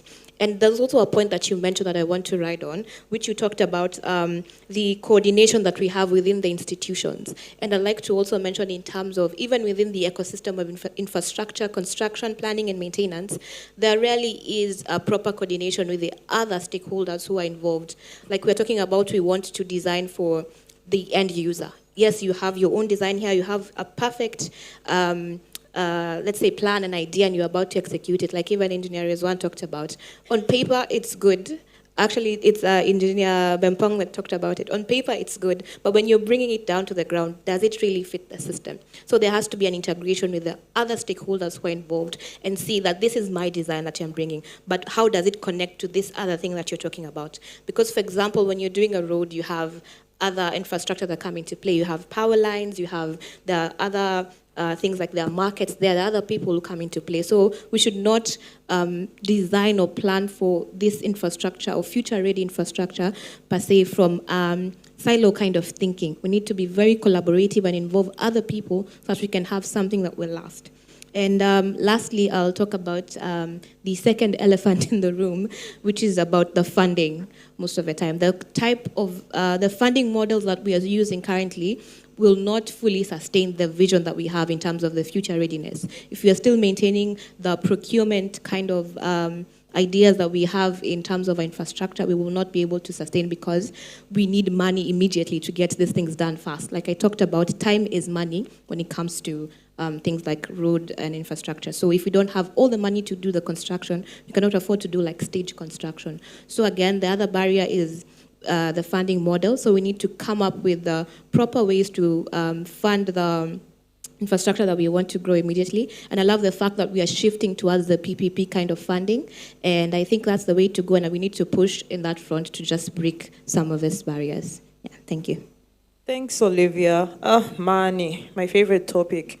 I do love how you touched on our unsustainable funding models. I'm very positive within our different countries that, we have been financing with debt most of the time. So we really need to change the models that we're having. I'm sure many of our countries are still highly indebted to the IMF. So this is a barrier that we need to consider. Also, weak data systems. Yes, we are speaking about using data to make informed decisions, but our data systems are weak. So this is one of the key barriers that we need to consider when we are planning for future-ready infrastructure. Thank you for sharing that. Next, I'm going to ask Tebo if you can share the barriers to adopting the technologies. Okay, so I'm going to add on to what Olivia mentioned in terms of triple P. But also, I also want to touch on the people aspect as well. But I'm just going to give a short story because adopting to technology. So one of my friends through my golf group invited me to one of the coal mines there in South Africa. And the entire mine is actually run through Power BI.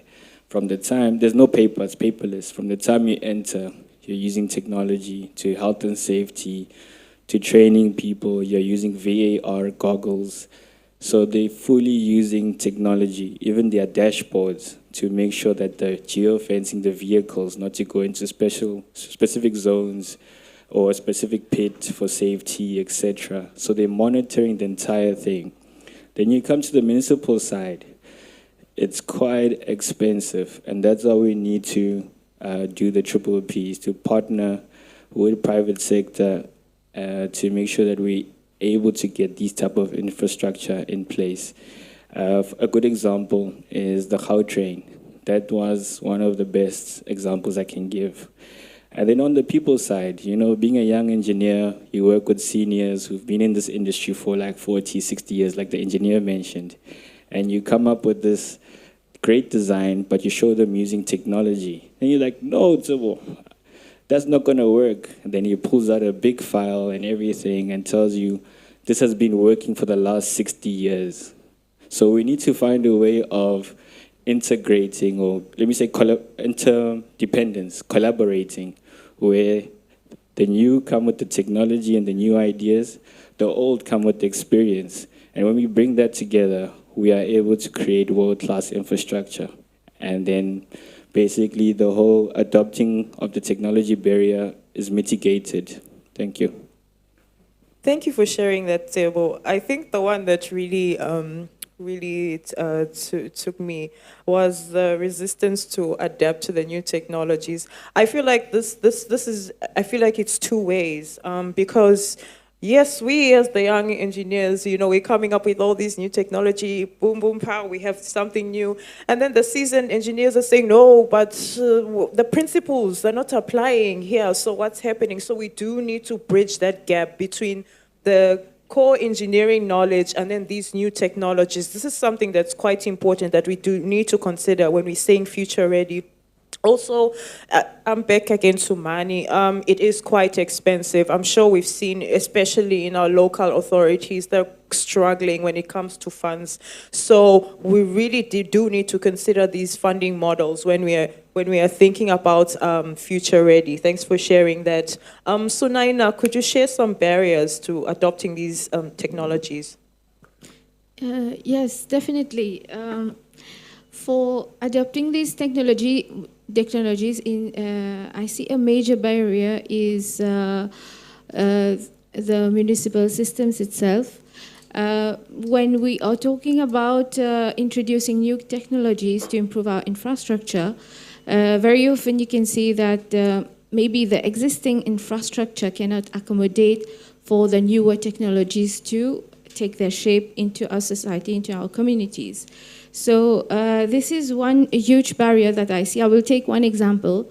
The world is going towards the solar farming, but if the existing infrastructures of power lines, the grids that you have cannot accommodate more power, then of what use that we are able to bring to introduce such technology when it will not be put into use as soon as we are expecting. So this is one huge barrier that I have encountered back in my country. And there's also, it has been said a few times, but the maintenance culture.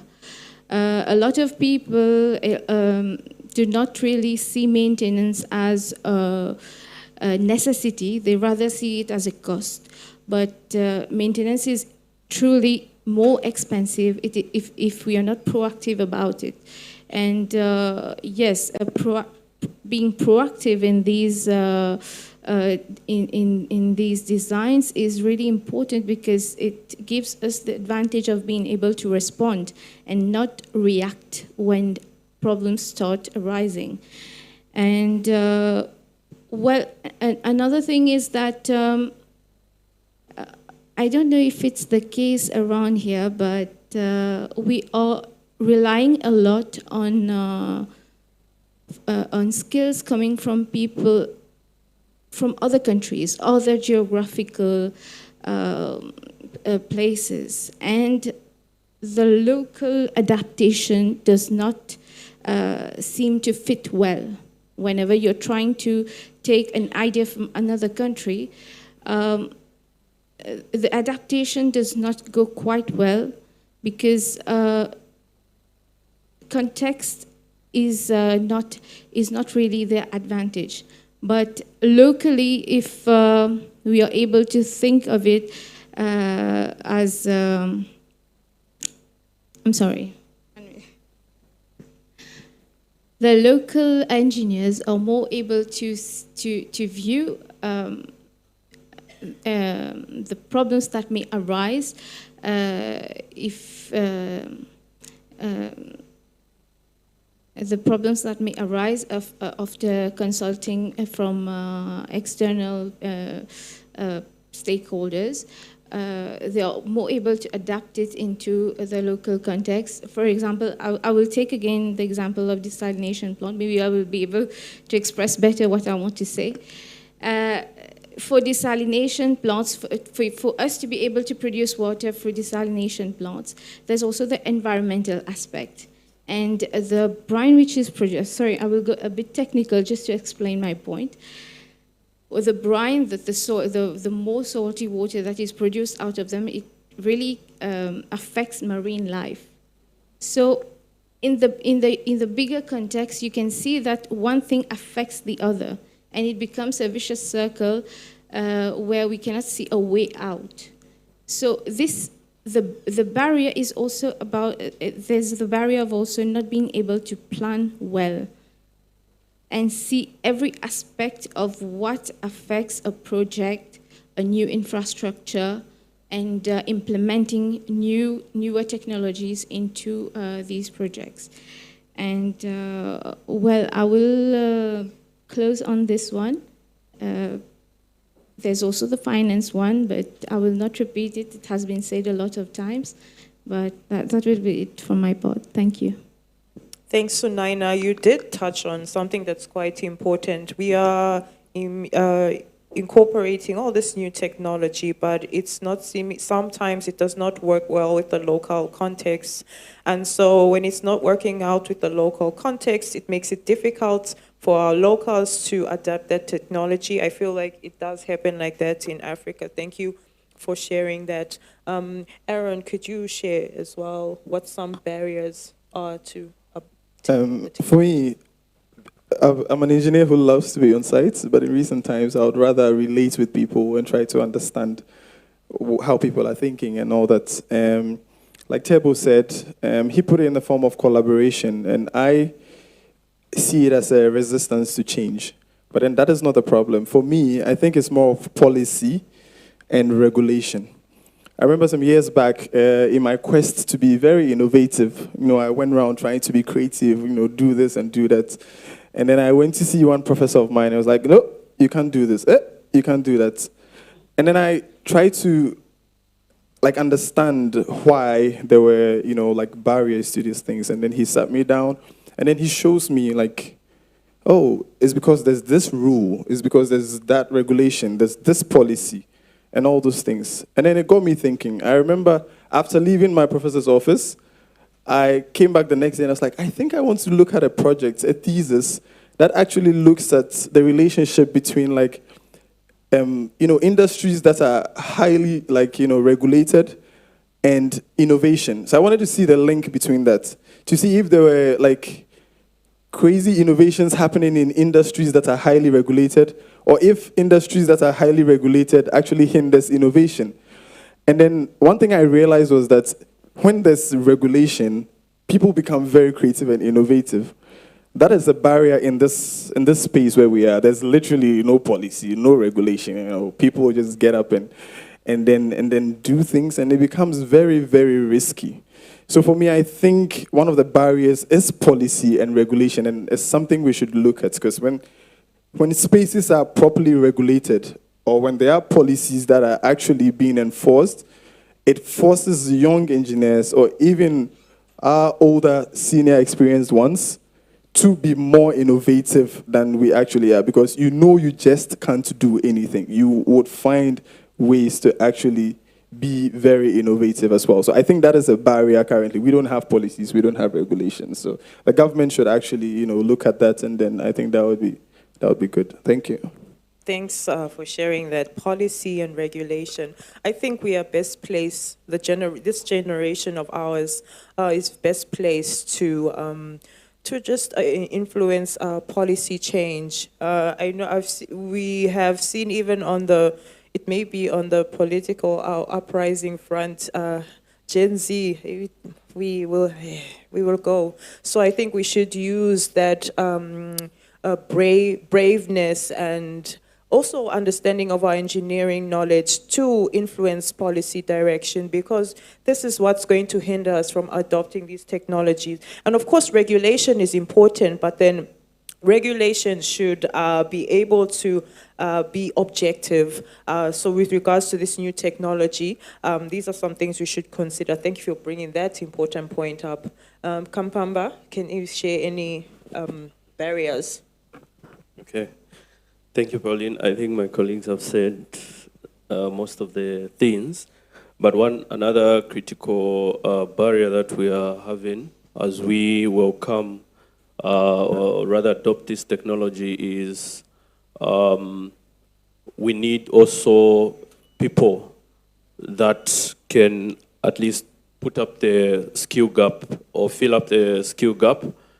I'll give an example of, let's say, the use of BIM. I'll still go back to that. I think we've got a few either drone pilots or BIM users that are licensed. For example, in my country, to fly a drone, you need a license, and it needs also to undergo licensing and things like that, which also gets to go to the cost of this technology. So it's a huge barrier for certain organizations or people to have this technology adopted. And then I also talk about the skills training is also something that we are lacking. We are welcoming this technology and trying to adapt it, but do we have the competent people to have this to understand the technology and the use of it and implement it effectively without any errors and things like that. So that's my contribution. Thanks for sharing that. Yes, indeed, we need to consider the skills. So are we ready to adopt these technologies? So these are some things that we do need to consider when we are planning for future ready. Now, everybody has touched on different barriers, and I think the key one that you really need to talk about is local content. We have to create it within the context of where we are from in Africa, because there may be an ongoing debate about whether we should import technologies or should we invest in building local ones. So I would like to see where we stand with that. So I'll just ask everybody, like, you can just touch on a thought. If you feel that local innovation outperform imported solutions? You can just touch on that. You can go through, Aaron. I think you can, and I mean, it's also very relative. There are imported solutions that are also very powerful. However, I think there are local solutions that kind of outperform imported solutions as well. Because also in context, there are some solutions that we bring here that sometimes just doesn't work. And there are ones that also are brought in, and sometimes I think it's literally the best thing that could happen to our space as well. However, I think there are solutions that can totally outperform foreign ones. So it's not everything that we bring that can work. It's not everything. Yes. Yeah. There are some that would totally work, and there are some that just won't work. Or it would, but I mean, it's just to the benefit of a few. And if you're looking at the future concept of that, that eliminates that concept of inclusivity we've been talking about. Okay. So if there's a solution that comes in that serves just a few, as an engineer, I don't see it as a solution because it's not inclusive for me. And that's my opinion. However, we have solutions here that totally outperform many solutions that are being used or that are brought in from the foreign places as well. Okay, I particularly asked Aaron this because later on he's going to be demonstrating something so it's going to be something that has been created locally. And so that's why I specifically asked him that. But we'll be able to answer that as we go along when we have the presentation. But now we've been having this conversation throughout, and now we are bringing it back home to us as future leaders and what our role is in future-ready infrastructure. Because often as young engineers, we're told to earn our seat at the table where decisions are being made when we're trying to push for this very change we're talking about. But you know, the decisions that we're making now are going to outlast a lot of these careers of the people who are telling us not to join them when making decisions. So we do need to self-reflect on how we influence the adoption of these technologies in our fields, and also just be able to position us without feeling that inferiority complex when it comes to dealing with seniors. And so I'm going to ask everybody here, how can young engineers influence decision-making in adopting these technologies in their fields? You could just share a way that future leaders can influence decision-making and adopting the technology in the field. Still, I'll start with you. Please repeat that again. How can young engineers influence decision-making in adoption of these technologies in their fields? So these technologies we're speaking about, how can we influence their adoption? Okay, so influencing. I think it first starts with basically the conversation we had earlier of, you know, where the people with experience and the young guys with the new technology, etc., do come together, and we basically make sure that we integrate those, the technology and also the old principles of engineering, for example. But also, it also goes to like high schools as well, giving these type of engagements, letting them know that in the industry, this is what we basically do, using this type of technology, drones, this, that. So at least now we're basically inspiring the next generation of engineers. The reason why I'm saying this is because I see it with my nephew. He's only 5 years old, but turning 6 on Tuesday, actually. And as a young guy, he's already telling his teachers, I want to be an engineer like my uncle. I want to fix this. So it starts at home by showing that whenever you're driving, I actually worked in that building. I did this, going to schools, having these school competitions for water, what's this thing? Water equilibrium, structural competitions. That's just another way of just starting to get people inspired, and also writing our stories as well. Probably, let's say, Aaron, with his technology, is going to talk about traveling and making sure that young guys get to see these on their platforms as well. So, yeah, thank you. Thank you, Tsebo. I do love how you said engaging the upcoming leaders. We're uniquely positioned that we're in between the upcoming generation and our senior generation. So I think we are best placed to bridge that gap that we're having and creating a future that is ready, having both sides of the story so we can make unique, informed decisions. Olivia, could you share how young engineers can influence decision-making in adopting these technologies? Thank you. For one, I'll start with what we've already talked about. We need to get into spaces first where we can influence that decision-making. First, we get our feet or ourselves into those rooms, those tables, whether by invitation or by building those tables first. And then, what I'd say is we need to come to those tables prepared, because there's one aspect of it, you being given the opportunity, but if you lack the competence, and in the aspect of competence, which we are talking about in the decision making, is we must have the data and the evidence, like what Aaron is about to show us later. Because assuming he was given a space and he doesn't have the data and the evidence. So we need to leverage on, yes, the opportunity, you're given the opportunity, but what are you presenting? Is it something of value? And that in itself creates credibility. Like also Sebo was saying, once we get to that point, then now we are able to leverage on us as young engineers being trusted more to present more of these kinds of decisions and influencing adoption, and then it translates to the generation that follows us. Yeah, I think that's what I'd say about that. Thanks. Thank you. That's a good point you touched on, having data and evidence. I think we will be given a chance if what we are saying is actually something of value, and that is how we get invited to more of these spaces. So Naina, how can we influence decision-making in adopting these technologies? Well, before influencing decisions, the core engineering is fundamental. The core understanding of your profession is fundamental.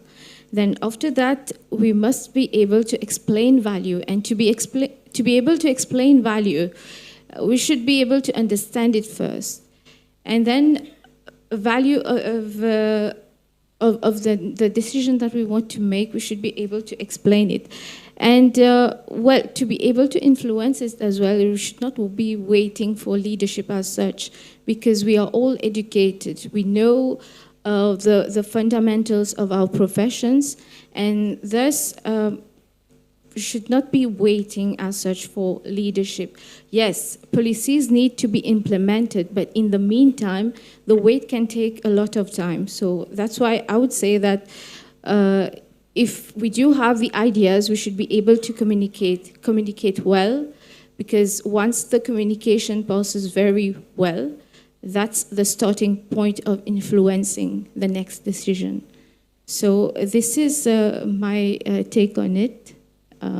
This is how we should be influencing decisions in the future.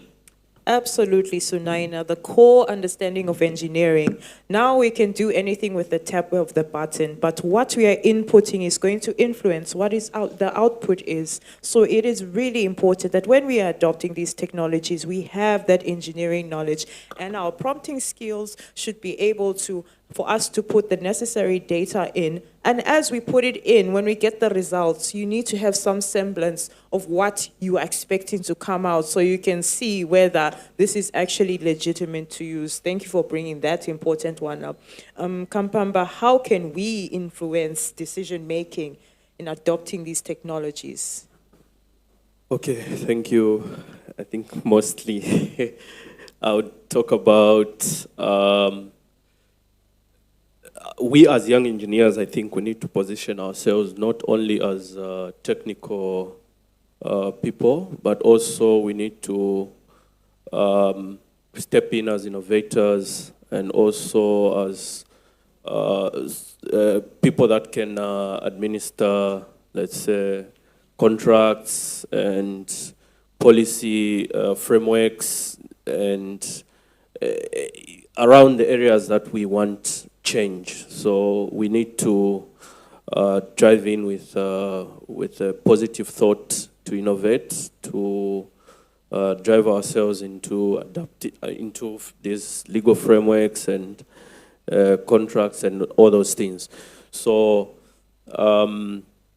I think on that, I would say we just need to step up as young ones to always be curious and be willing also to have this continuous improvement and also check ourselves with new technologies and improving ourselves with around the network, so to say, or new technologies. Yeah, so I think that is from me. Kampamba, you have brought something which I feel we can use to tie in our discussion as we come to a close. When it comes to, it's not just technical skills alone that will help us to develop our future infrastructure. So I would like us to just imagine we are designing the future-ready engineer from scratch. What the skill profile looks like. Is it just technical depth, digital literacy, or policy, all of that. So I will ask, Kampamba did bring in some curiosity and continuous improvement. That is something we should do. Now I will ask the participants in closing, what skills are critical for the future-ready engineer? I'll start with you, Aaron. What skills are critical for the future-ready engineer? For the future-ready engineer, I think one main skill is an engineer who can cross-think in different disciplines, basically. I think what's important is cross-disciplinary thinking. An engineer who can think finance, an engineer who can think law, an engineer who can think engineering. Because every single thing an engineer does actually cuts across these things. When the president was speaking, he mentioned the gap between some of the policies that our leaders make and how it actually impacts the end user. If we have engineers who actually understand all these things, policy, law, finance, I think having such skill sets or having that as a basic thing, engineers who are interested in all these things. And for me, I have positioned myself that way. So on a normal day, I would be surrounded with a lot of engineers and it gets boring. Everything gets very technical. So when you step out there, you are trying to interact with people in law, in finance, in policy, people in politics, basically. So you can share ideas, have some sort of thinking alignments one way or the other, and engineers should try to position themselves, or young engineers should try to position themselves in that discipline to be able to cross-think and try to understand things so that if an idea starts from policy, because you are focused on the impact on the end user, you can clearly see through all that. You have knowledge about finance, so you know the costs. You have knowledge about policy, you have knowledge about law, how it affects people and all those things. So you are able to think through all that, and I think that's what would work for us. Yeah. Thank you, Aaron. Cross-discipline thinking. Take that finance for non-financing professionals course, like engineers once said. Understand the aspects of law that we deal with in construction, because we're dealing with contracts, and understand policies. Thank you. Olivia, what skills should the future-ready engineer have? Thank you, Pauline. And I hope Aaron didn't mean that engineers are boring, but just that we are serious with what we do. But nonetheless, I'll still add on to what Aaron has said, but I'd like to think of it as systems thinking. When we are thinking about the future of engineering, we should not think in silos again, like I'm a civil and structural engineer, I'm a mechanical engineer, then you stick there. You need to look at it as a whole ecosystem. And once you do that, then you're able to contribute. I think Sebo mentioned it. You can be able to look at this other area where there's a gap, where you can actually fill, and you get to understand how the whole thing works, even outside your own line of work and area. And the other thing I'll talk about is we need to be we need to pour heavily on the digital literacy aspect of it. So data. We need to understand the systems. We need to understand the tools that work, that support that kind of literacy. And another thing that most engineers do not like, I would like to mention, is we need to be very socially aware. Need to be very socially aware. Yes, we are technical people, but we need to tap into this other aspect of social awareness so that we can be able to really see what the end user needs. How do they feel about the outcome of whatever you're producing? Because it's not just about the functionality of it. Yes, it works, but does it really work in favor of how they're going to use it? Do they feel like they connect with that thing that you have come up with? Yeah. And finally, commercial awareness, like you mentioned. We can do the financial accounting. So we need to be all-rounded, yes. But for me, those key areas: systems thinking, digital literacy, social awareness, and the commercial awareness. Yeah. Thanks, Olivia. You've heard, be socially aware. I know we love being in these design offices, we're being on site, we are interacting with machines, but we need to interact with the community we are designing for. We need to do some human-centered design. Please have that in the back of your mind. Kampamba, you may share as well. Okay. So for me, I would say a future-ready engineer is one who is ready, not only technical, but also has the legal side of knows the legal side of things. So as an engineer, definitely you need to know at least the procurement, contractual, and also this digital and technical side. So we shouldn't just depend or rely so much on the technical aspect, but we should also be sound in contract administration and also learn skills like, or rather continuous improvement in things like procurement, legal frameworks, and contract administration.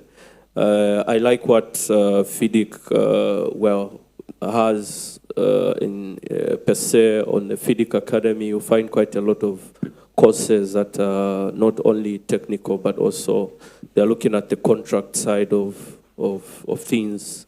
So I think we both need to diversify and check what areas we also need to improve in.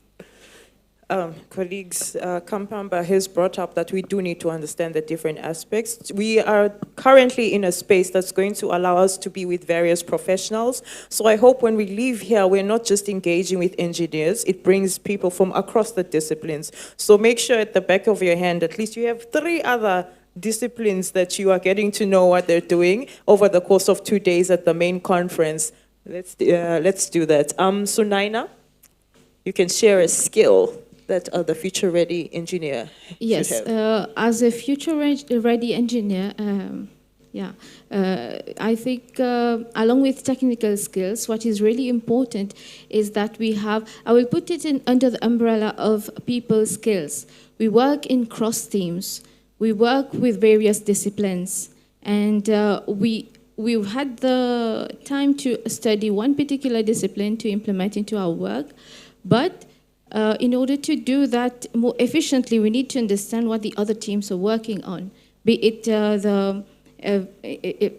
what the architect is doing, what the civil engineer is doing, me as a mechanical engineer, what I'm designing. Everything needs to come together as one single project. We work a lot with projects, so the skills that I'm talking about, people skills, communication skills, to be effectively able to communicate what are the various parameters that influence a project, the decisions, etc.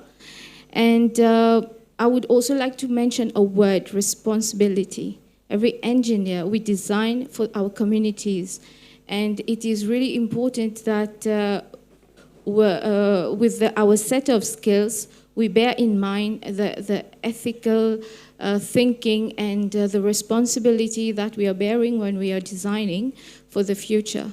And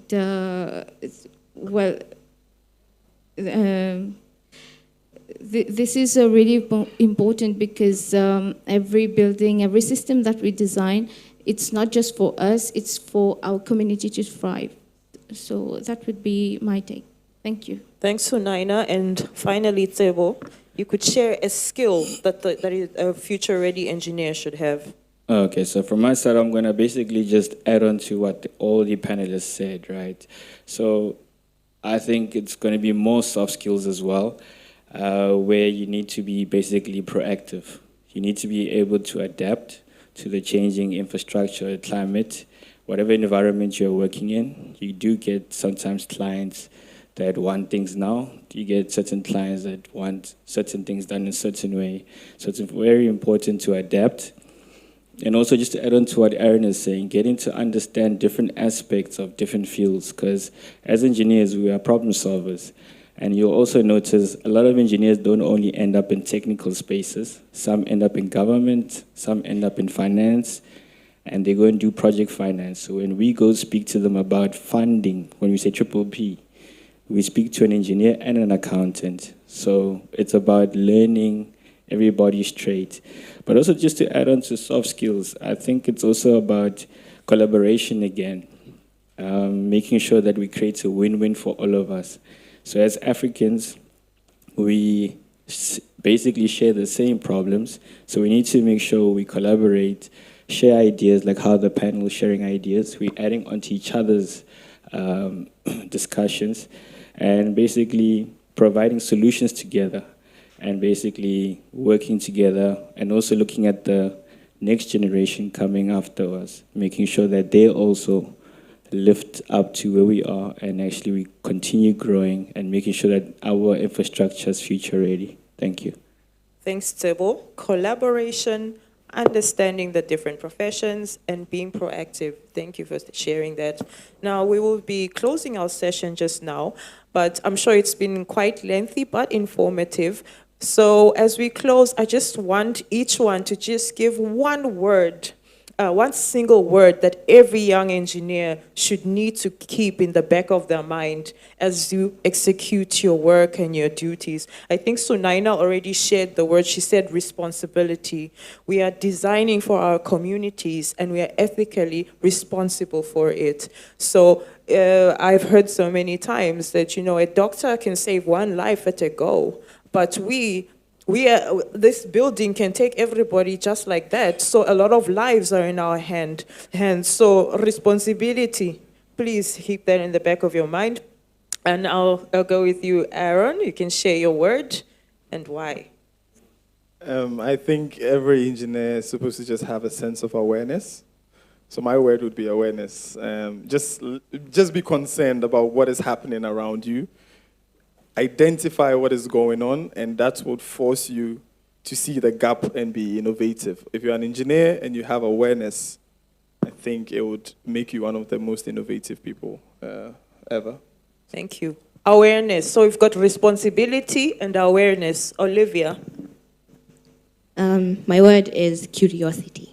Curiosity. One, because curiosity keeps you advancing forward. You won't stay stagnant. And again, back to the aspect of when you're thinking in systems, when you're curious, you won't just be limited to your own area. I'll be curious in what is Sunaina doing, what is Aaron doing. So I'll want to involve myself in that aspect. And once you stay curious, you're always on the verge of learning something new, of leaving the old, of transforming, or even shaping other people. Because I learn from you, then you learn from me, and we collaborate and co-share. Thank you, Olivia. Responsibility, awareness, curiosity. Kampamba, what is your word today? I think mine will be, you need to adapt always. Yeah, you need to adapt always with the shift in technology, with so many uncertainties and things like that in construction, or rather in the engineering space. You just need to adapt to what comes. Like, Aaron said, you don't know if you're going to speak to who and things like, so you need to adapt and things like that in that space. Sure. Thank you. Responsibility, awareness, curiosity, adaptability. Tebo, what is your word? Mine is proactive, but I had to add collaboration because I think it's something that the panel has been speaking about the whole, throughout the entire session. And the reason why I'm saying these two are very important is because with innovation, it's basically just connecting the dots. You hear an idea from there, you get an idea from there, but you're just basically connecting the dots and providing one solution. And that's why I say let's be proactive and also collaboration. Thank you, Tebo. Responsibility, awareness, curiosity, adaptability, proactivity, and also a bonus word, collaboration. I hope you're going to take those in the back of your mind when you're interacting. Now, this is supposed to be a two-way conversation, so we're going to allow one or two questions and a contribution if need be. Maybe Nana can help with the mic. We're going to take one or two questions as we close.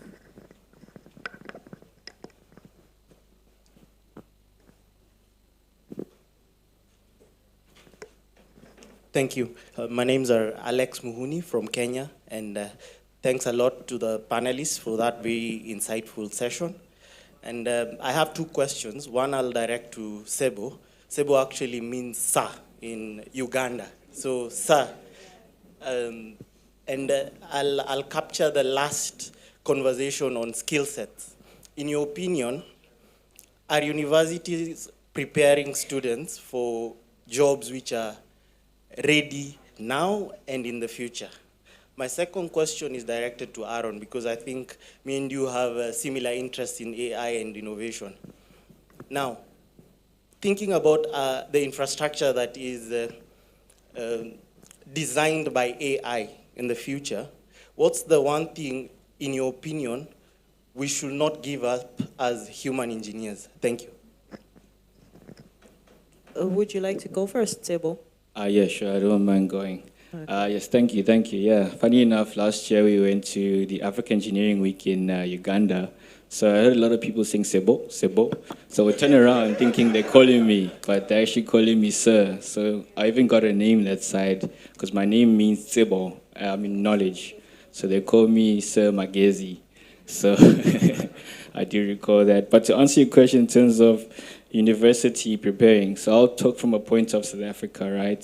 So yes, you do get the hard technical work where you're designing, you are learning all the technical things you need to become an engineer. But also what I've noticed with universities, they bring organizations like these. For example, you have your South African Institute of Civil Engineering, you have your Chartered, that's SAIC for short, you have your CISA, Consulting Engineers of South Africa, and then you've got CIOB, which is the Chartered Institute of Building. And these are volunteer associations, right, in South Africa. And they actually have student chapters. So when they have like a calendar of a calendar of things that they do, they actually invite voluntary associations to come with their professionals and share these type of conversations of what's new in the market, what type of projects are you going to be doing, what skills do you need to become the current engineer or future engineer. So working with the volunteer associations or professional bodies within the country, yes, university students are getting ready and we're bridging the gap. Thank you. If I got your question right, you're trying to find out if there's a human element to the usage of AI that should be maintained, right? Yeah, actually, I mean, what role should we not give up? Okay, perfect. So I was supposed to have a lecture on this sometime next week, and that role, I think, is the role of oversight and final decision making. What AI basically does is that it literally just gives you options. It gives you alternatives. It's actually runs through many simulations for you, but as a human or as an engineer, what you shouldn't actually give or leave entirely for AI to do is oversight and decision making. If you run through simulations and you get about thousands of designs to choose from, you as an engineer, first of all, have the responsibility to understand every single design simulation that AI has given to you. And if you are okay with the options that has been given to you, then you make that decision. I think it's similar to our space here in Ghana with the Ghana Institute of Engineers. If you even make a design or you draw something with AutoCAD, you have your details and everything, you as a civil engineer would have to make that decision of using your professional license to actually stamp on it to one way or the other certify that you agree with everything that is on there.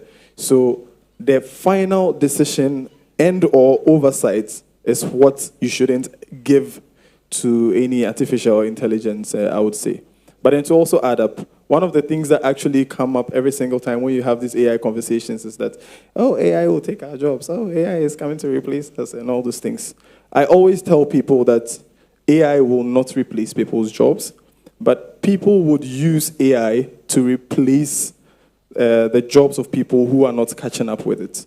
So it's our own people who would adapt, like you said. They are the ones that are going to use AI to actually take the jobs of other people. So for anything, just make your own decisions and also have the oversight. I think that's the best thing. Thank you. Thank you, Aaron. Because I'm a listening government and somebody took all the 2 questions by themselves, I will allow 2 more questions. Please, can we ask 1 question each? Nana, I think we have... Yeah, but I have 2 questions, really. Oh, kindly hold. We have... Good afternoon, everyone. My name is Ibrahim Abdelkadir Kau. I am from Nigeria. And thank you all, the panelists, for this amazing session. My first question is that I wished these conversations that we had today was customized to Africa, with probably some examples, so that when we take home these ideas, we'll be able to pinpoint what practical steps we can take to make progress in what we are doing. For example, in Nigeria, we have over 2,000 kilometer length of road, for example, and only 40% is paved. And then this 40%, when you zoom in and check quality compliance, when you check the integrity about how these projects were delivered, when you check the sustainability, you'll find that there's a lot of deficit. So one thing I could take home from the conversation today is about how data hungry that we are. So my question is, what can we do as engineers to fill this data deficit? We all know that this data requires some investment, to be able to have this data that we need to make these decisions. So what can we do? And I will also put that challenge to you, the chairperson of FIDIC Africa FLs. Can we use our, collaboration with university students? I'm just throwing up this as a food for thought. But what can we really do? Because the people at the heart of this decision making, what we see is they are not really doing much on this data collection. And you and I are in the field, and we need this data to be able to make these informative decisions. So what can we do? I have given one example. Is it possible? Can we do that? And what other ideas do we have from the panelists? I just want us to take home something that we can really be able to implement. Thank you. You stopped me from asking my second question. Your 2 questions. Oh, thank you. No, we're out already. Thank you. The second question is that... I'm sorry. I think I'll just allow you 1 question. because we have a number of hands. So Okay, I that's will fair. ask that It's you all give right. it to Thank one you. question. So your question is, how can we fill up the data deficit in Africa, talking about Africa with specific place.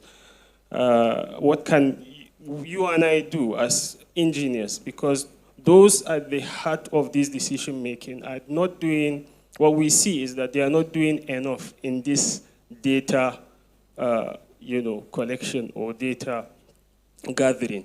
And we need them to make this infrastructure that are future ready. So what can we do? I have given an example.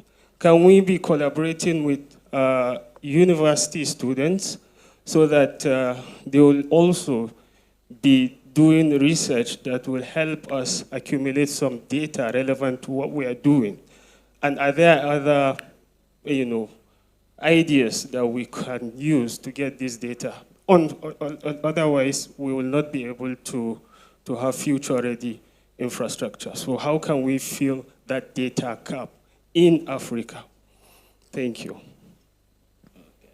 Okay, I'm assuming, were you directing it at me?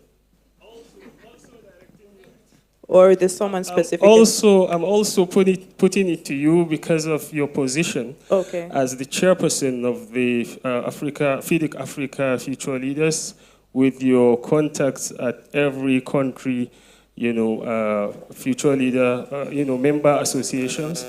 What can we be doing in the direction of this data gathering for future-ready infrastructure, without which we cannot do all that has been said?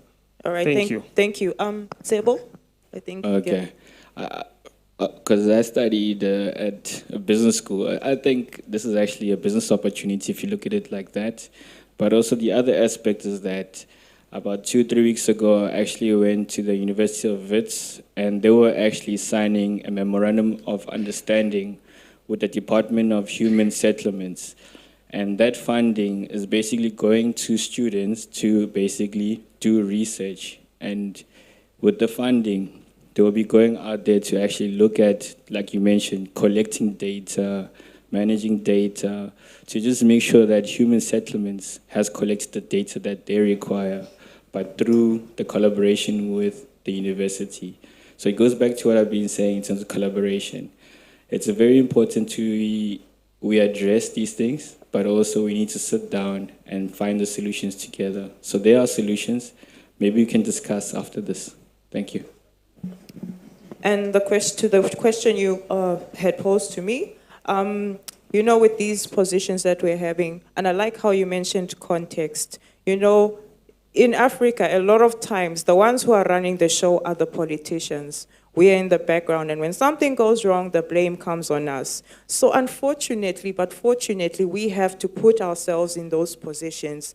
I think it has been touched on, this social awareness. We really need to be part of these spaces where the decisions are being made. And as technical experts, it really is us to give that information to the people who drive it. So we cannot wait and expect them to come on board with what their needs are, especially when it comes to using this data. So with these platforms that we have, this is our voice. This is the way we are able to bridge that gap between what we are doing as technical experts and then also with what's going on in the political space. So we need to create those spaces. We need to take ourselves into those positions of power. We need to find our footing and see where we fit in when there's decisions being made. So let's not shy away from those places where we know policies influence. We need to find ourselves. I think that is the starting point. And also, we need to be able to communicate in a way that is understandable. For example, we have got the technical knowledge, but we cannot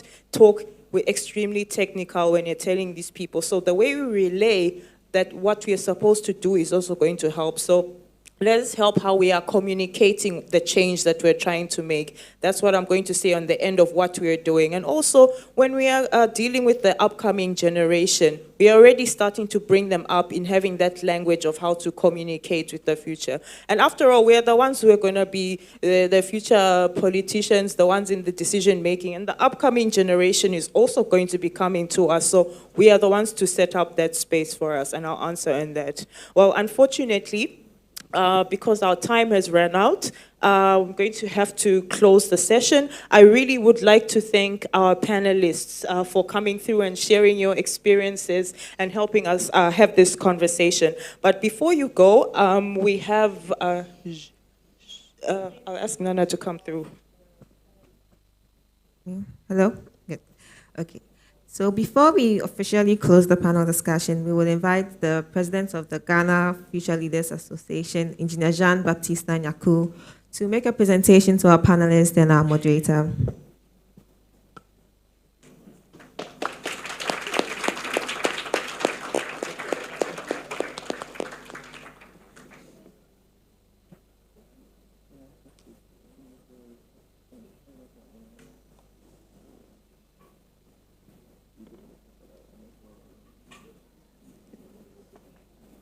So while we get the plaques ready, we would like to acknowledge the presence of a few special guests today. We have in our midst the Vice President of FEDIC Global, Mr. Manish Kothari. Round of applause for him, please.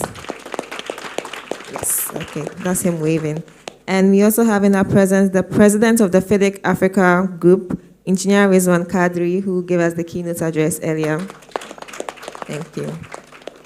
We also have Engineer Kwabena Bempong, who is the President of the Ghana Consulting Engineers Association. A round of applause. We are also graced with the presence of the Chief Executive of the Consulting Engineers Association of South Africa, Mr. Chris Campbell. Okay, all the way at the back, yes.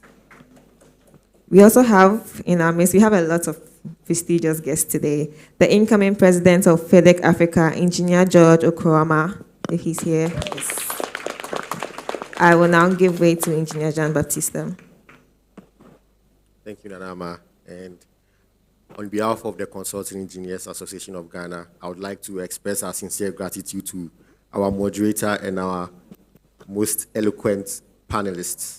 Thank you so much for imparting your knowledge, sharing your knowledge, and devoting your time to this event.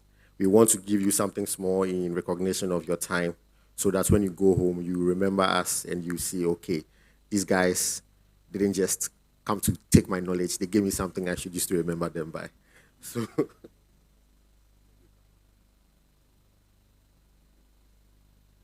okay, so first I would like to call on my president, Engineer Kwabena Bempong, to help me present this plaque to our moderator and my other president, Pauline Fury.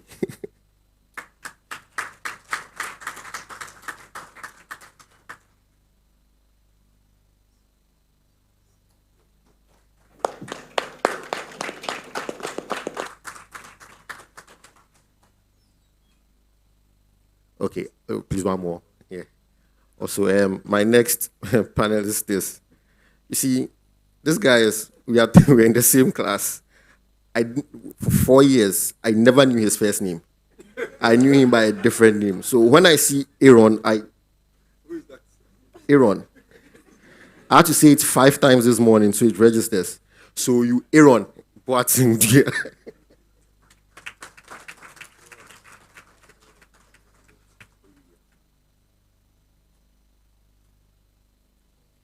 Okay, so thank you, President. Engineer Rizwan Kadi, could you please do us this the next honor? Yeah. Okay, so Olivia Lavisa.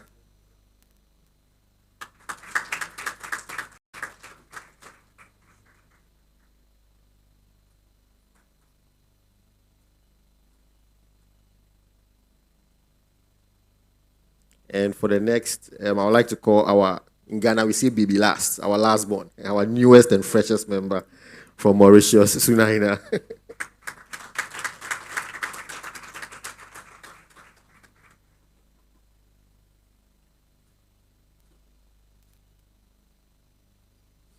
Okay, thank you, Engineer Kadu.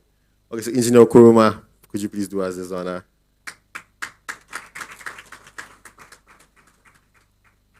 So my new friend, Kampamba Lukwesa, please come forward.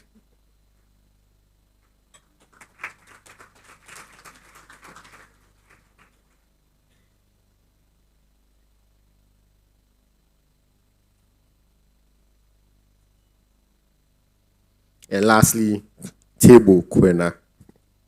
Hope I'm not murdering the names too much.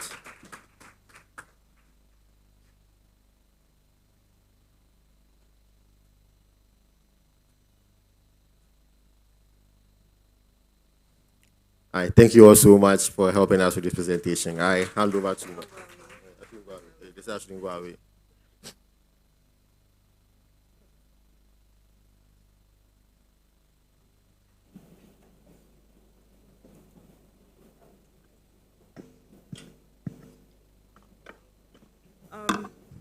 Thank you all for recognizing our contributions, but in the spirit of giving as well and appreciation.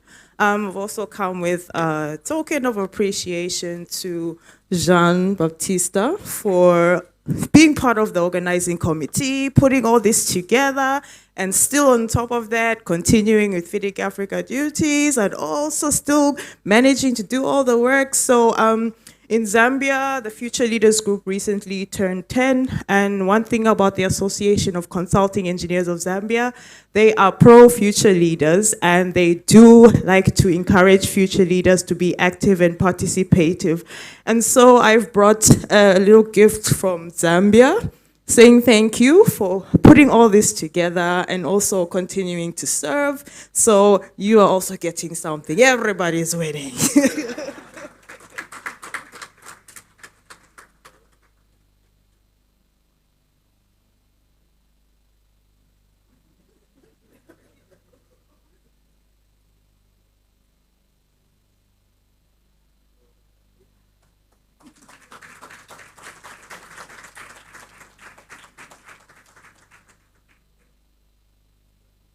Thank you. Thank you all so much. How lovely it is. You give a gift, you receive a gift. Thank you so much, Pauline. I'll share this with the rest of the LOC. She has assured me there's like $1 million hidden in there. So I just want you to know I'm rich. And then the me you knew 30 seconds later has changed. Thank you so much. Okay, Engineer Jean Baptista, please don't go away. We want to take a group picture with the panelists and the moderator. Please kindly hold your words. Let's move down the step and take a group picture.